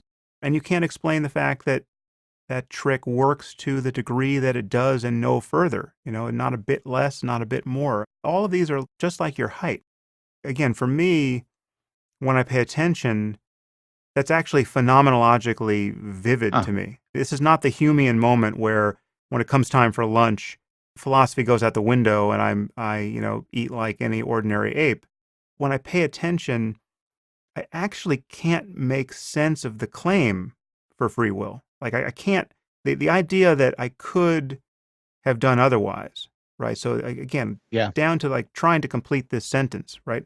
The idea that I could have not paused there, right? Or paused or found myself pausing twice as long. That's an idea that doesn't map onto the experience. The experience is what it is. And again, it's like the experience of just more and more height, right? It's just, I'm 5'9", I'm 5'9", I'm 5'9" again. And here I got to the end of the sentence. I agree with that. There's a wonderful passage at the beginning of Ian McEwan's book, Atonement, which I cite in my first book, Descartes' Baby, my first trade book. And I don't remember it off by heart, but it's about his main character, I think Brioni, trying to figure out, to experience holding out her hand and deciding whether to squeeze it. And trying to experience the moment of decision to squeeze it and finding it inseparable from the squeezing itself. And it's true, it's an interesting exercise, maybe almost a meditative exercise that as you sort of try to drill deep into it, you can never find this point where you step outside the sort of causal nature of things. It's also intrinsically mysterious when you look at when you experience, opening and closing your hand and you ask, how do you do that, right? There's no how of doing that. You can initiate it. Your brain produces a model of the likely effects of its ensuing motor output. So there's clearly an expectation formed that your hand is going to move in a certain way. And if it moved differently, you would be surprised. There's an error detection mechanism coming online. So there's some expectation of what the output will be. But when you actually just try to get a handle on what you, as the conscious witness of your experience, are doing when you move your hand, what are you doing? I mean, that is as mysterious a thing as can be found anywhere. You do not have any insight into what you were doing. No, that's totally right. I see this at a broader level where is similar to your example of ending a sentence, which is I almost always don't know what I'm going to say until I start to speak. And then I just speak, and then I discover what I'm about to say and what my views are. And there's no prior mechanism which I set into motion. It's just the phenomenology is very interesting here and kind of slippery. My own interest has been to, in part to make the point that what we're saying, this deterministic worldview, is entirely compatible with the idea of reason and rationality and deliberation, once you recognize that these are just yet other deterministic processes. Yeah. And many psychologists get this mixed up. I've seen more than a few people say, well, look, you're in favor of reasoning and rationality, but it's just a determined universe. And it's a non sequitur. That is the most frustrating retort I ever get. I mean, this just drives me crazy. I think I talked about this somewhere. It's either on my previous podcast or maybe on the meditation app that I keep threatening to release. Someday it will be out there, but I talk about free will on it. But this retort that without free will, there's no such thing as reason. Even Noam Chomsky is taken in by this.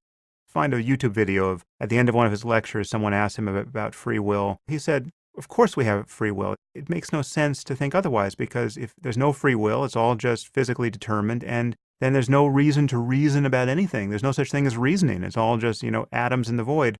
If anything, reason is a perfect example of the absence of free will. I mean, reason makes slaves of us all. If I show you the rational steps to reach a conclusion, you will helplessly reach that conclusion. You will be forced by the constraints of the reason you and I hold in common to reach the same conclusion whether you like it or not. And that's what it is to be reasoning. Yeah, I mean, one way which I put it, I think, in my book is you can imagine two computers.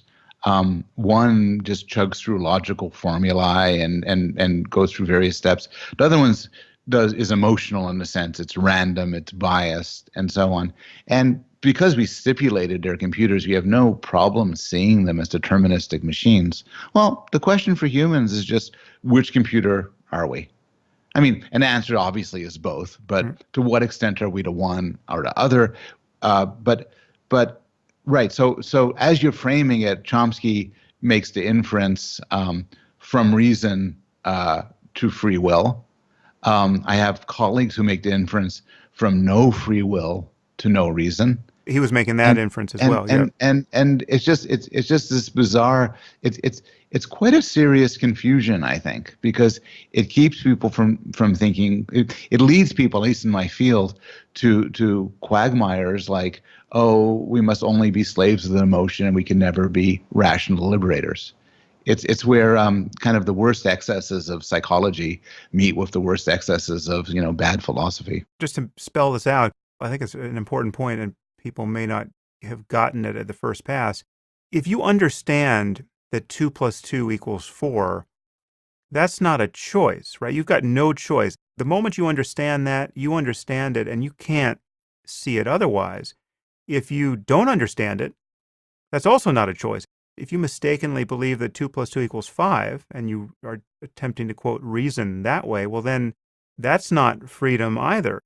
Down neither path do you exercise any kind of freedom. You're just either correctly adding or incorrectly adding. Right. I mean, I've also seen the flip side, the opposite mistake, which is in discussions of AI and robotics, I often hear people say, well, they can, do things in a rational way, but they can never have emotions. And the intuition here is a different sort of intuition, which is to have an emotion, to make a spontaneous choice, is something sort of magical and separate from the sort of things that machines can do. And so much of my work as a psychologist have been, reinforcing and developing the idea that mechanistic causal systems like our brain can do all sorts of things. It can have qualitative experiences, it can do emotions, but it can do reason. And as you point out, the steps of reason are unavoidable, causal, determined steps, just like everything else. Especially reason, from a subjective point of view, the fact that you're conforming to some principles that you didn't just make up is what it feels like to be moving stepwise toward a conclusion that is valid. Right. There are experiences you have where you do sort of feel like there are no constraints, right? Let's say you're an abstract painter and you're not even trying to represent what's in front of you. You're just moving paint on the canvas. Well, then I can see how people feel like, well, this is me. I'm doing everything. This is just pure creativity. But to have your mind changed by a process of reasoning, to have an insight, forced upon you by steps where you didn't know where you were going to wind up, that is as coercive as thinking ever gets. And the idea that somehow that's the litmus test for freedom of will, the ability to do that, is kind of a rather thrilling instance of not following the plot. No, I agree. I mean, another way to put it is I turn my head and I see my coffee cup and I say, well, there's my coffee cup. And that seems like the most determined thing in the world. Often reasoning is just like that. Yeah. You tell me I had one, then I had another, and I say, well, that's two. And it does not feel spontaneous or creative. Phenomenologically, there's a feeling that just follows. And so there's no argument there. So there's another area I want to get to with you. I'm now aware that we've been talking for nearly 2 hours. So to the limits of your patience, I'd like you to explore with me a bunch of related issues here. We can talk about it through the lens of politics and the recent election, but there's much more here. There's the problem of persuading other people and the obvious limits to persuading people, politically, morally, in really any way that matters. And then we have all of these features of our lives now that make persuasion both so important and so fraught. So we have the social media, which on any given day I either think it's destroying the world or it's essential to it on some level, or fake news, which is Yeah. obviously related to the rise of social media. There's some stories in the news of late that I wanted to get your reaction to. So, and this does actually relate to empathy pretty directly. Here's one moment that ties all of this together. So, I don't know if you've been watching this with the same morbid curiosity I have, but Romney's return to the fold and his seeming efforts to ingratiate himself enough so as to possibly be Trump's Secretary of State. I look at this, and obviously Romney is in good or bad company. You've got people like Ted Cruz and Marco Rubio. All of these people early on in the campaign said in the starkest possible terms that Trump could not be president. He was either, on Rubio's account, unfit to be given the nuclear codes.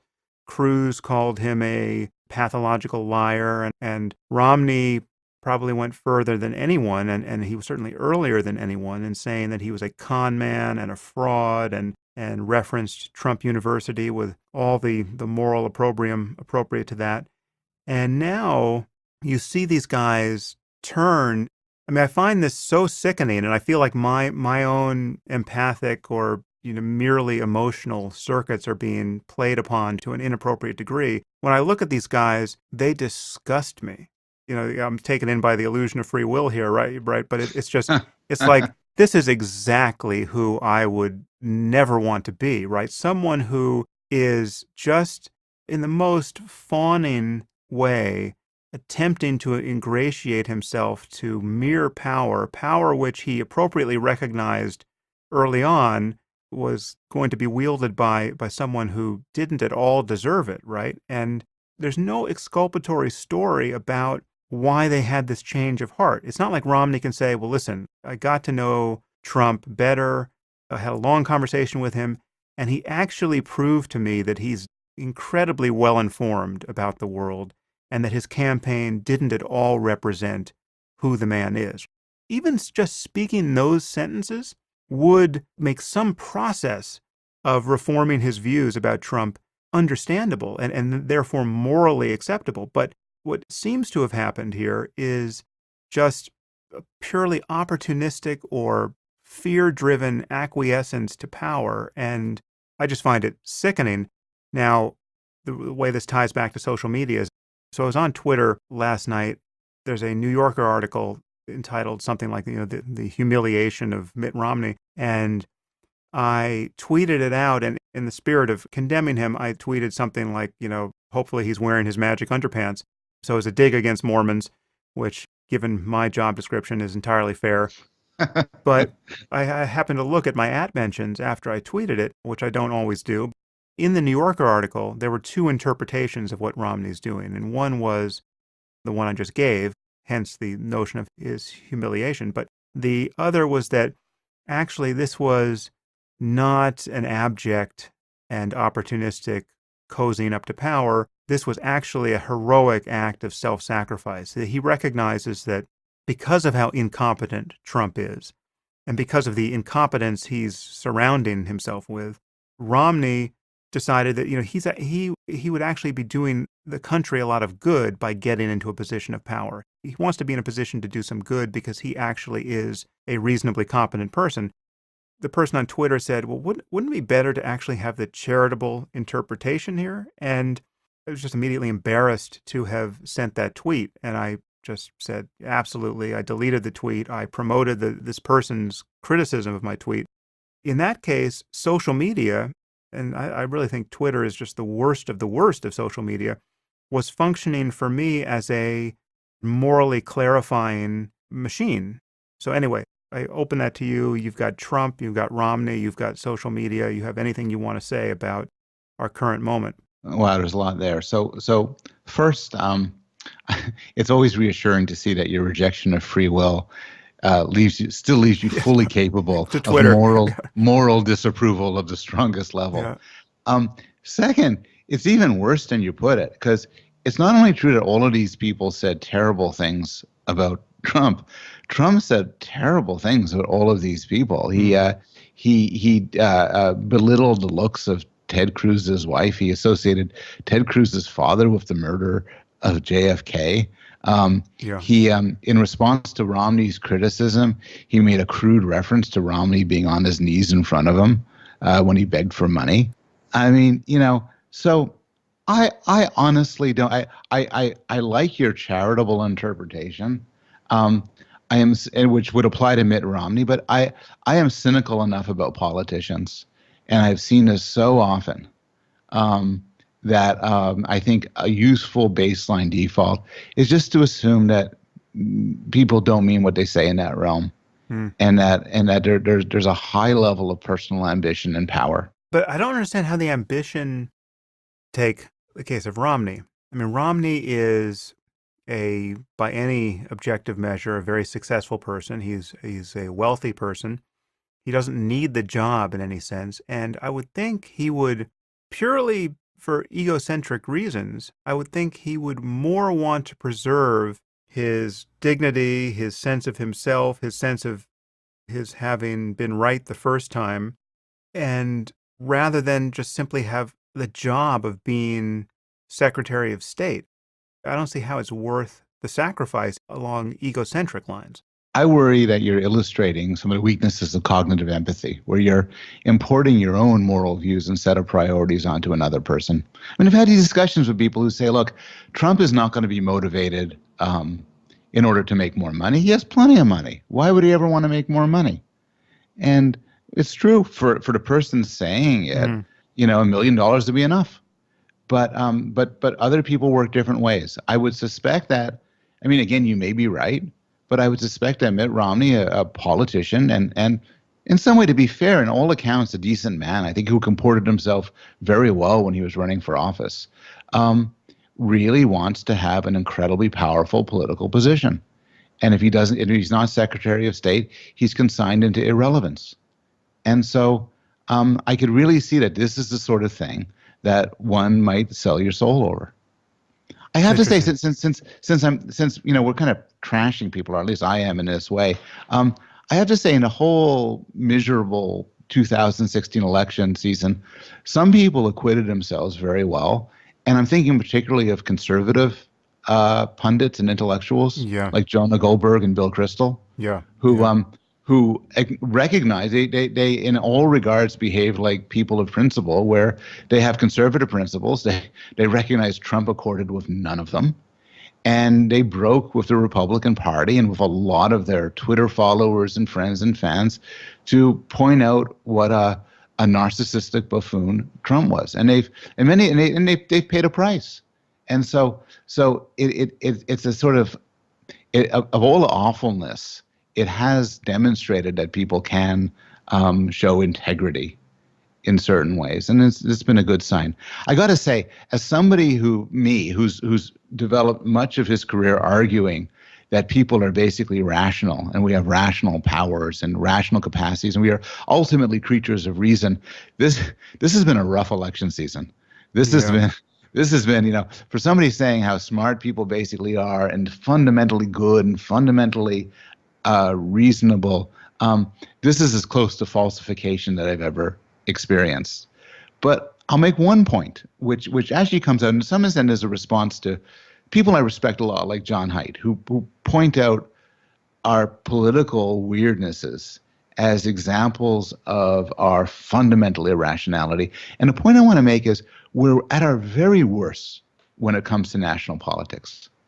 If you want to see people being outrageously stupid, check here. Because, for several reasons. One is because the consequences of your action, your vote, the poster you're holding up, the thing you post on Facebook, is, in an objective sense, infinitesimally small. If I go around, I tell a pollster that Obama was born in Kenya, and I shout that at a meeting and everything, it doesn't matter.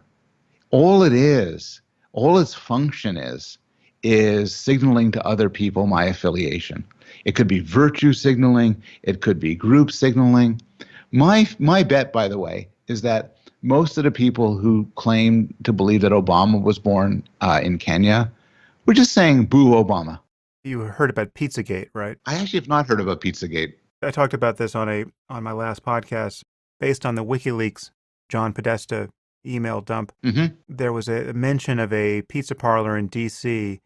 that these people frequented, and one of these fake news stories said that John Podesta and Hillary Clinton are running a child sexual slavery ring out of this pizza parlor, right? That sounds plausible enough. Go on. That's plausible enough that people actually believe it to the point where they have made endless death threats on the owners and employees of this pizza parlor, right? And put photos of their kids online, and it's just been a nightmare for the people who work there.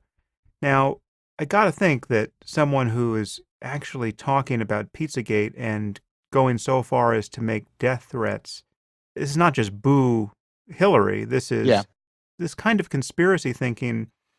It just reaches so far. I mean, I know people who've been completely absorbed by the 9/11 truth conspiracy thinking, right? So where they'll spend all of their disposable time online getting deeper and deeper into the minutia there. They're not just still saying, at a removal of 15 years, boo Bush and boo Cheney. They think this is true on some level. So I agree. There's going to be a minority of people who, honest to God, believe in all manner of conspiracy theories. And they believe it as much as they believe that they live in a house down the road, and as much as they believe basic facts about the world. I just think that that's a minority, and there's a bit of evidence supporting this. So another study, there was a poll done and this is before Donald Trump ran for president, where they asked people, do you think Donald Trump was born in the United States? And a big chunk said no. And I think they were just saying, boo Trump. I mean, there are polls where they ask people, do you think Ted Cruz is a Zodiac killer? And an alarmingly high percentage of people say yes, even though it seems implausible. You don't think they're just goofing on the question there? So that's the thing. So I think that there's a blurring of the line between, on the one hand, kind of believing it, on the other hand, sort of saying, let's just say this because it sounds good, and goofing on the question. Somebody who goes to the trouble of, I don't know, putting a bomb at the pizza place or some threat probably is deranged. But I bet a lot of the people who put this on Facebook or tweet it, whatever, have kind of an unclear relationship to the truth. That they're not necessarily believing this is a truth claim, as opposed to something that's fun to say that could be true. I'll give you an example. Actually, I'll give you an example that has to do with you. A friend of mine on Facebook made a certain argument, and he attributed to you a view I knew you didn't hold. It was sort of a misquote. It wasn't terrible. It was a mild misquote. So I wrote to my friend, and I said, you should take that down because you got him wrong. Here's the real quote. You got him wrong. And my friend didn't say, oh, I screwed up. He said something like, yeah, but that's the kind of thing that atheists would say. And, and I think a lot of this is fine. Obama isn't born in Kenya. But, he's Kenyan. He's not American in his attitudes. So let's not quibble about the details. And the argument I would make is you could get away with this sort of nonsense in the political realm because it doesn't really matter. It's like my views on evolution. If I say I'm creationist on Facebook or answer to pollster, it doesn't matter. So the claim would be that I would make is when people deal with local politics or local interactions, they're far more sensitive to the truth. They're far more rational. My claim would be that a small town hall meeting where you're arguing about sidewalks and traffic lights and who's going to pay for the new wall in the church, people are much more rational and reasoned. Well, when it comes to national politics, it's all virtue signaling and nonsense. That's actually a distinction I never thought of, that there's the locality of it might matter in how people are thinking or in the ways their statements about what they believe track what they actually believe. I got to say, the post-truth aspect to this election has been the most disturbing for me. I mean, just the fact that all of us is encapsulated by Trump himself, the fact that he lies to a degree that, but for bearing witness to it, I would have thought it was totally impossible. I mean, it's impossible to even parody how dishonest he is. And the fact that there's no consequence to that, that the people who were supporting him don't seem to care that he is speaking without any concern for the believability of what he's saying, right? He's contradicting himself. He's contradicting just terrestrial facts. You brought up Frankfurt. He is actually doing exactly what Frankfurt described, technically as bullshitting.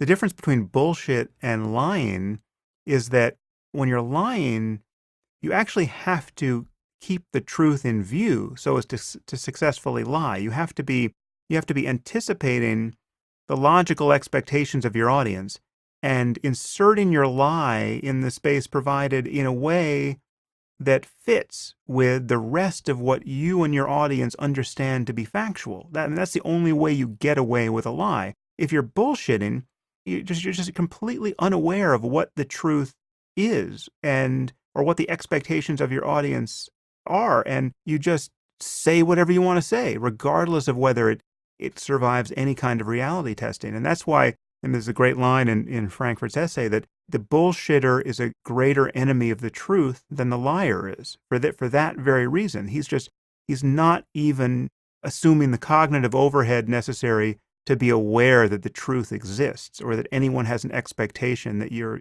utterances would conform to it. And that's what I found so shocking about Trump. Every inch of him is a bullshitter. Not only did he not pay a penalty for this, you could argue that he won because of it. And there was something so nihilistic about the way in which people would revel in his dishonesty. And people revel in the fact that the New York Times, with its errors, is now more or less interchangeable with a website that gets invented by some maniac who's just making up fake news stories. And people just have lost any ability to discriminate. So like Breitbart is just as good as the Washington Post because the Washington Post has made a mistake. Who can judge whether, one is a more reputable enterprise? I think that the effects of this are really far-reaching for us and are more significant than the ascendancy of Trump. I agree. I think we've had politicians before who were indifferent to the truth, but never to the extent of Trump. And the problem is he won. Yeah. And so it's not clear. I mean, people pointed out that I'm old enough to remember when Romney putting his dog on the roof of his car and possibly bullying a kid in high school were these major scandals. Yeah. While, you have a man who openly boasts of a sexual assault and people are just, this may not be the last Trump we see in our lifetime. And but let me throw, so I because I agree with everything you're saying, let me throw an alternative interpretation, which isn't necessarily a disagreement, but it's a way of framing things. And it's a quote, but I'm embarrassed to say I don't remember who said this first. Some guy in Atlantic said, essentially, people like you and me took Trump literally, but not seriously, while his supporters took him seriously, but not literally. He'd make a claim, I'm going to build this wall, and we get all agitated and say, oh, can you afford it? That doesn't make any sense. It's the wrong size. Well, his supporters listened to him and said, and basically what he's saying is, I care about border security. And this is like a first foray into thinking about it. And that just about everything Trump says shouldn't be taken as based on its truth value, as if you were talking to a normal person or even a normal politician, but rather as some sort of expression of value. It's as if I said to my friend, oh, I would die for you. Well, maybe I wouldn't die for them, but it's a nice thing to say. And if the only way I can make sense of the many people who supported Trump and continue to support him is they don't actually care about the truth values utterances as opposed to the sort of the spirit behind them. It's a cute quote, the seriously but not literally and literally but not seriously, but try to map it on to reality. So what does it mean to have taken him seriously but not literally when he excoriated, Goldman Sachs and Hillary's alliances there, and now has just hired a bunch of Goldman Sachs people into his cabinet, right? Where will the people who took him seriously but not literally start to be offended by his choices to not honor the things he literally said he would do during the campaign? You could imagine him reversing Right. everything. I don't know that he will. I mean, I certainly hope he reverses most of his things. He could turn out to be a great president if he did. But I mean, just imagine if he had literally said he was going to bring those coal jobs back, right? Yes. But that was just meant to be taken seriously, but not literally. What he's really going to do is argue that we just need more solar panels, right? And he's going to Yeah. be as environmentally correct as any Democrat. At some point, you have to admit that the people who were taking him seriously were really only taking him seriously because they were taking some measure of what he was promising literally. Yeah, I mean, as somebody who disagrees with just about everything Trump has proposed, it's the only thing that reassures me about Trump is, well, two things. One thing is he has absolutely no principles. There's nothing he seems to care about at all. And the second thing is he never keeps his promises. But I'm obviously not a Trump voter. I actually don't know how Trump voters are going to come to deal with the blatant hypocrisy that you just pointed out, or the indifference. It may be that there's some things he will have to abide by, maybe some degree of anti-immigration policy. He's still doing speech acts that are sort of encouraging his base, like people who burn American flags should lose their citizenship, right? Which seem to be carefully, for the tweet perfectly orchestrated to enrage you, me, and the New York Times, and to please everybody else. So let me ask you something. I've like a lot of people, I've tried to make sense of basically why did Trump win? And there's one explanation I've heard so many times, but I haven't heard much data, which is that a lot of Trump supporters were rebelling against what they saw of as ridicule by liberal elites. Hillary Clinton's comment about deplorables is the big example, but the fact that so many people in America have been called racist and sexist and so on, and ignorant, and that the Trump vote was an FU to the sort of people who read the New Yorker, and live in places like Cambridge and New Haven. I've commented on this before on the podcast. I think there were several things that, had any one of which been different, would have sunk Trump, but they were all had the way they had to be in order to get him to win. So, I mean, I think one issue was the email server scandal. The Clinton's choice to keep her email on the private server, and her total inability to justify or sufficiently apologize for that. When I saw the reasons why people were just failing to make any kind of distinction between Trump and Clinton in moral terms, that piece alone was doing such heavy lifting. So whenever I would talk about Trump's lack of qualification, say, or his dishonesty, people would immediately go to, well, Hillary is a criminal. Right. You are voting for someone who belongs in prison. There are people in prison for years for doing less than what Hillary has admitted to doing, right? End of analysis, right? The moral outrage I got directed at me on that point, it was unbelievable, right? And that was just one point, but it was a perfect inoculation against seeing Trump to be worse than Hillary in terms of his qualifications for office. I've always thought of that because you hear that a lot. And of course, Comey's, the treatment of the FBI at the time maybe played an important role, maybe made the difference.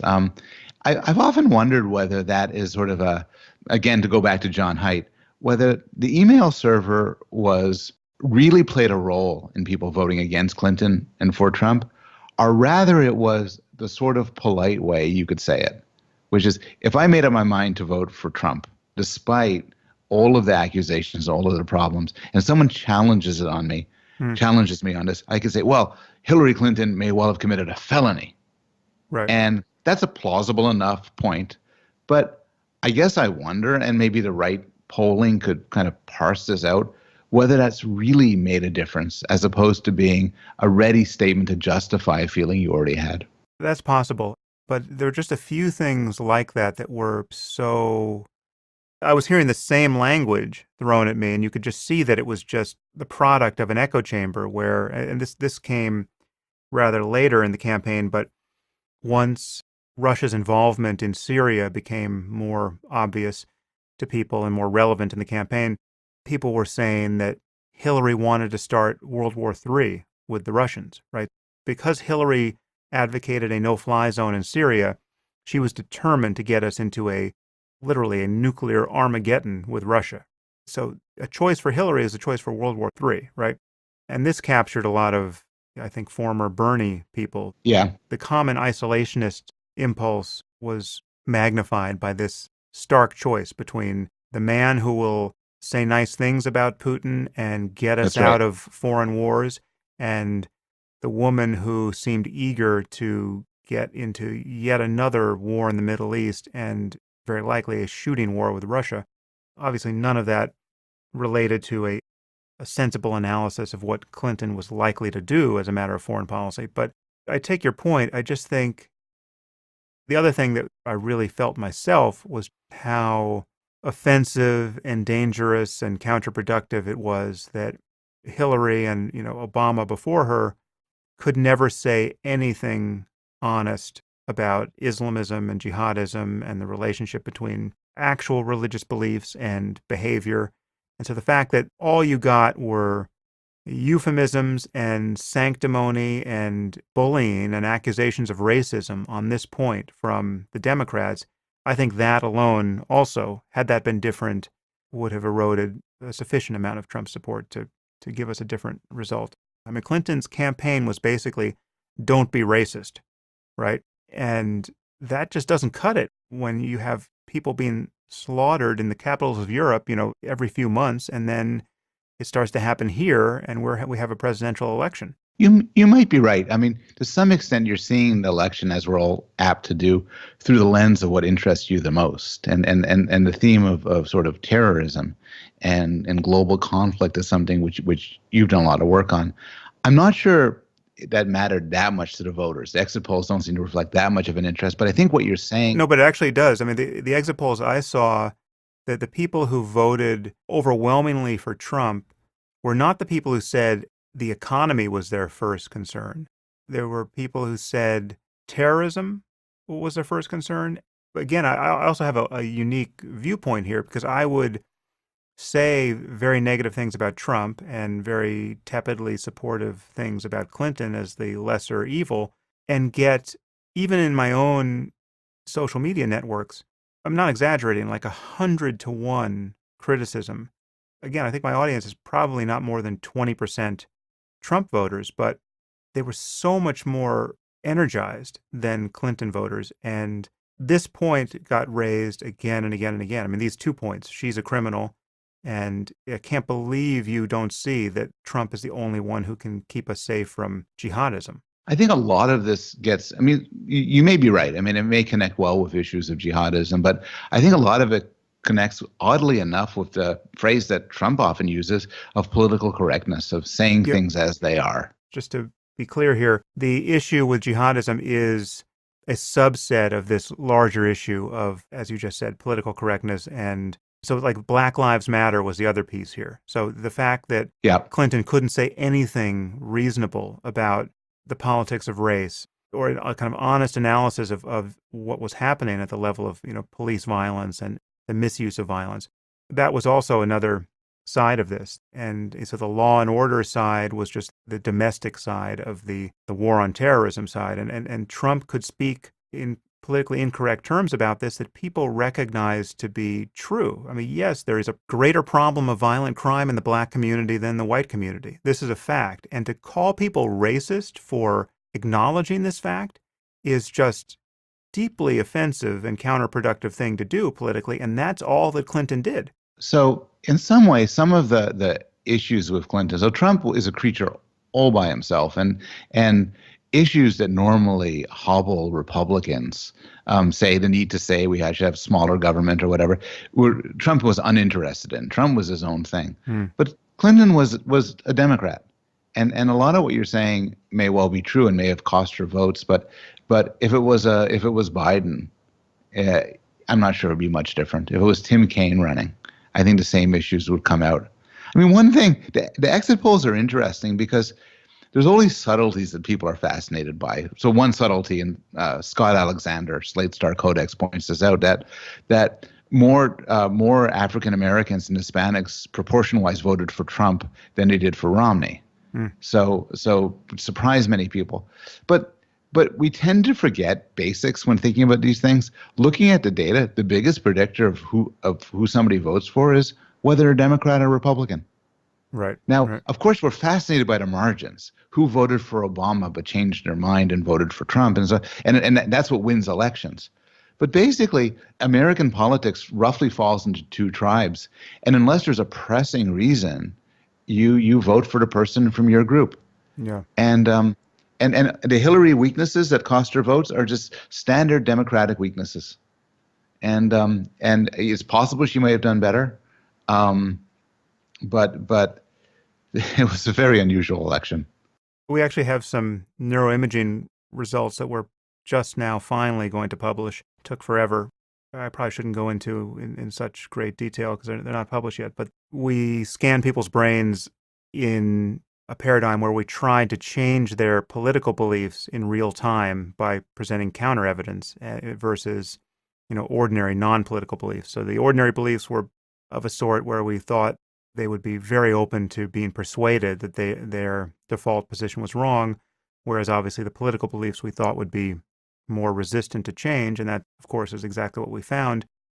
It was very similar to the presenting evidence against religious beliefs, which we had done in a previous study. I remember that work. I mean, the difference there was we weren't looking at an attempt to persuade in real time, and so here we have the neuroanatomy of both being persuaded and not being persuaded on some level. But political affiliation is a lot like religion.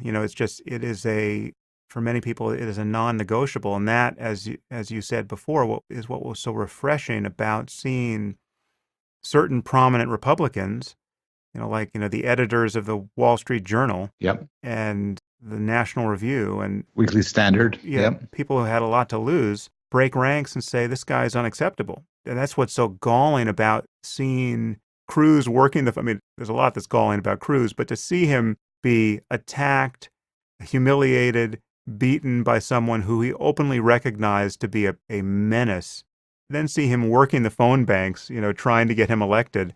Oh, this horrible, sad image. It's got to win some kind of prize for the most brutal photograph. This actually goes back to what you said about Romney, which is you would have felt better about Romney if he said, well, I spoke to Trump and I realized I was mistaken about this and he's stronger in that and everything. I sometimes think of the whole point of what things like this happen is it has to be some act of abject humiliation. And it's not humiliating enough if you ground it in reason. If Romney explained, now I support Trump for the following 6 reasons. What do you mean it has to be an act of humiliation? I think Trump wanted to humiliate Romney. That will be interesting because by the time we release this podcast, it may in fact have happened. But when we're recording this, we don't yet know who he's picked for Secretary of State. If I was Romney, by the way, I would say, look, make me Secretary of State, then I promise to humiliate myself in some way. But I wouldn't pass it, I wouldn't put it past Trump to put Romney through some sort of degrading dance and then drop him for Giuliani. Oh, yeah, no, I think that is quite possible, and that would be very Trumpian. One thing which has received a lot of attention but could still receive more is just simply how cruel and sadistic Trump is. I've read articles summarizing just the vicious things he's done to people for no other reason than the pleasure he gets from making them suffer. So I really wouldn't put it past him. So you are a psychologist who must at least sometimes function by the creed that one can't diagnose from afar. Have you ever done any clinical work, or you're purely research? I'm purely research. I'm not even a member of the American Psychological Association. I'm happy diagnosing him. I mean, he's plainly a narcissist.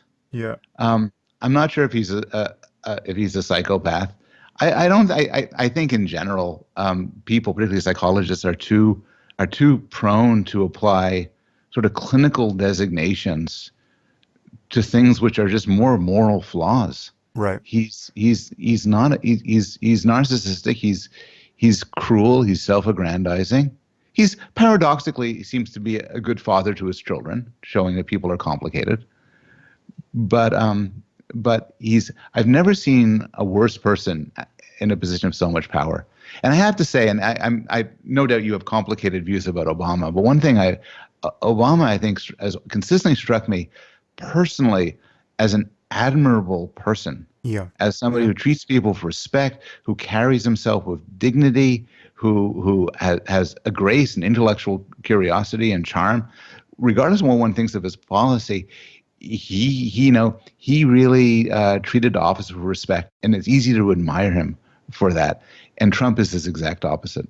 Yeah, no, I totally concur there. And the thing about Trump is that, again, this is what's so bewildering to me is that so many people don't see this. I mean, having argued this really ad nauseum, right? I've spent hours on my podcast. I've been on other people's podcasts. I've just run the guy down endlessly. And obviously, there are many people who think that this is purely a matter of my articulating my own political biases, right? And it just absolutely isn't. If almost anyone else, obviously there are religious maniacs in the Republican Party who I would have a different argument against, but if Michael Bloomberg or somebody ran as a Republican against Clinton, right?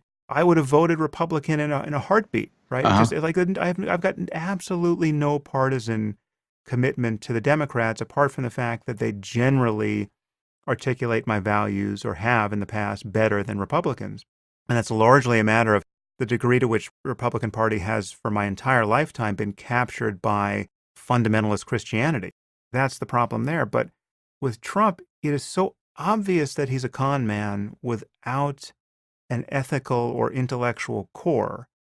And that's such a terrible thing to put in charge of the country.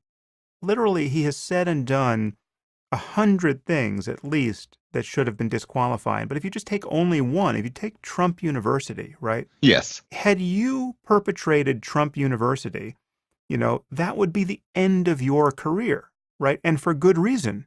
I wouldn't have you on my podcast, right? If you were the sort of person who would bilk needy people out of tens of thousands of dollars and then use every trick in the book to hang on to their money and publicly celebrate it as a great victory. I mean, it's like that should destroy a person, right? And that's arguably not even in the top 10 of the things that make him a liability as president. I was talking to my younger son on the phone, and he was making fun of me for all my political predictions that have gone wrong. From the obvious victory of Jeb Bush to the success of Marco Rubio, and to the many, many times I said about Trump, well, now he's toast.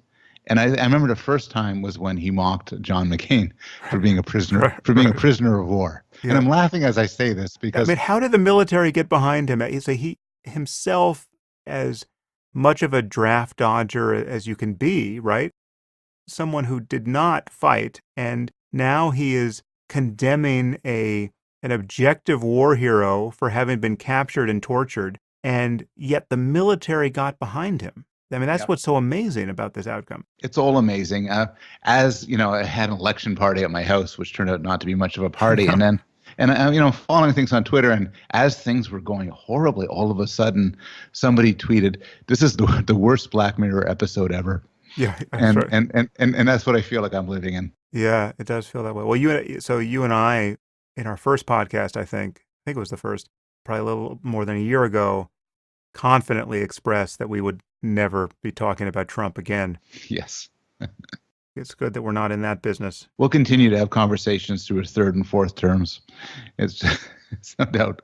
This is like one of those moments where you understand that we probably live in a multiverse with parallel universes living out almost identical lifelines. But, I just did not think we were in the universe where Trump was going to be president. I was genuinely surprised. Yep. It really is like living in a dystopian science fiction movie. And it's just the beginning. Hopefully those who predict that he will be so unprincipled as to actually be a good president will be right. I think that's what we have to take refuge in. That's an optimistic thought to end on. Well, listen, Paul, it's once again great to have you on the podcast. And in closing, please, In addition to my reminding everyone to get your book, Against Empathy, that is now available, and I will link to it on my blog, and it is everywhere books are sold, and it's obviously on Amazon, which is increasingly the easiest way to get a book. Tell people where they can find you. What's your Twitter address? Paul Bloom at Yale. Okay. You are the third-time guest. I'm sure there will be a fourth. So until next time, it was really a pleasure. It was a total pleasure, Sam. I'm super grateful. Thank you. If you enjoyed this podcast, there are several ways you can support it. You can leave reviews on iTunes or Stitcher or wherever you happen to listen to it. You can share it on social media with your friends. You can discuss it on your own blog or podcast, or you can support it directly at samharris.org/support.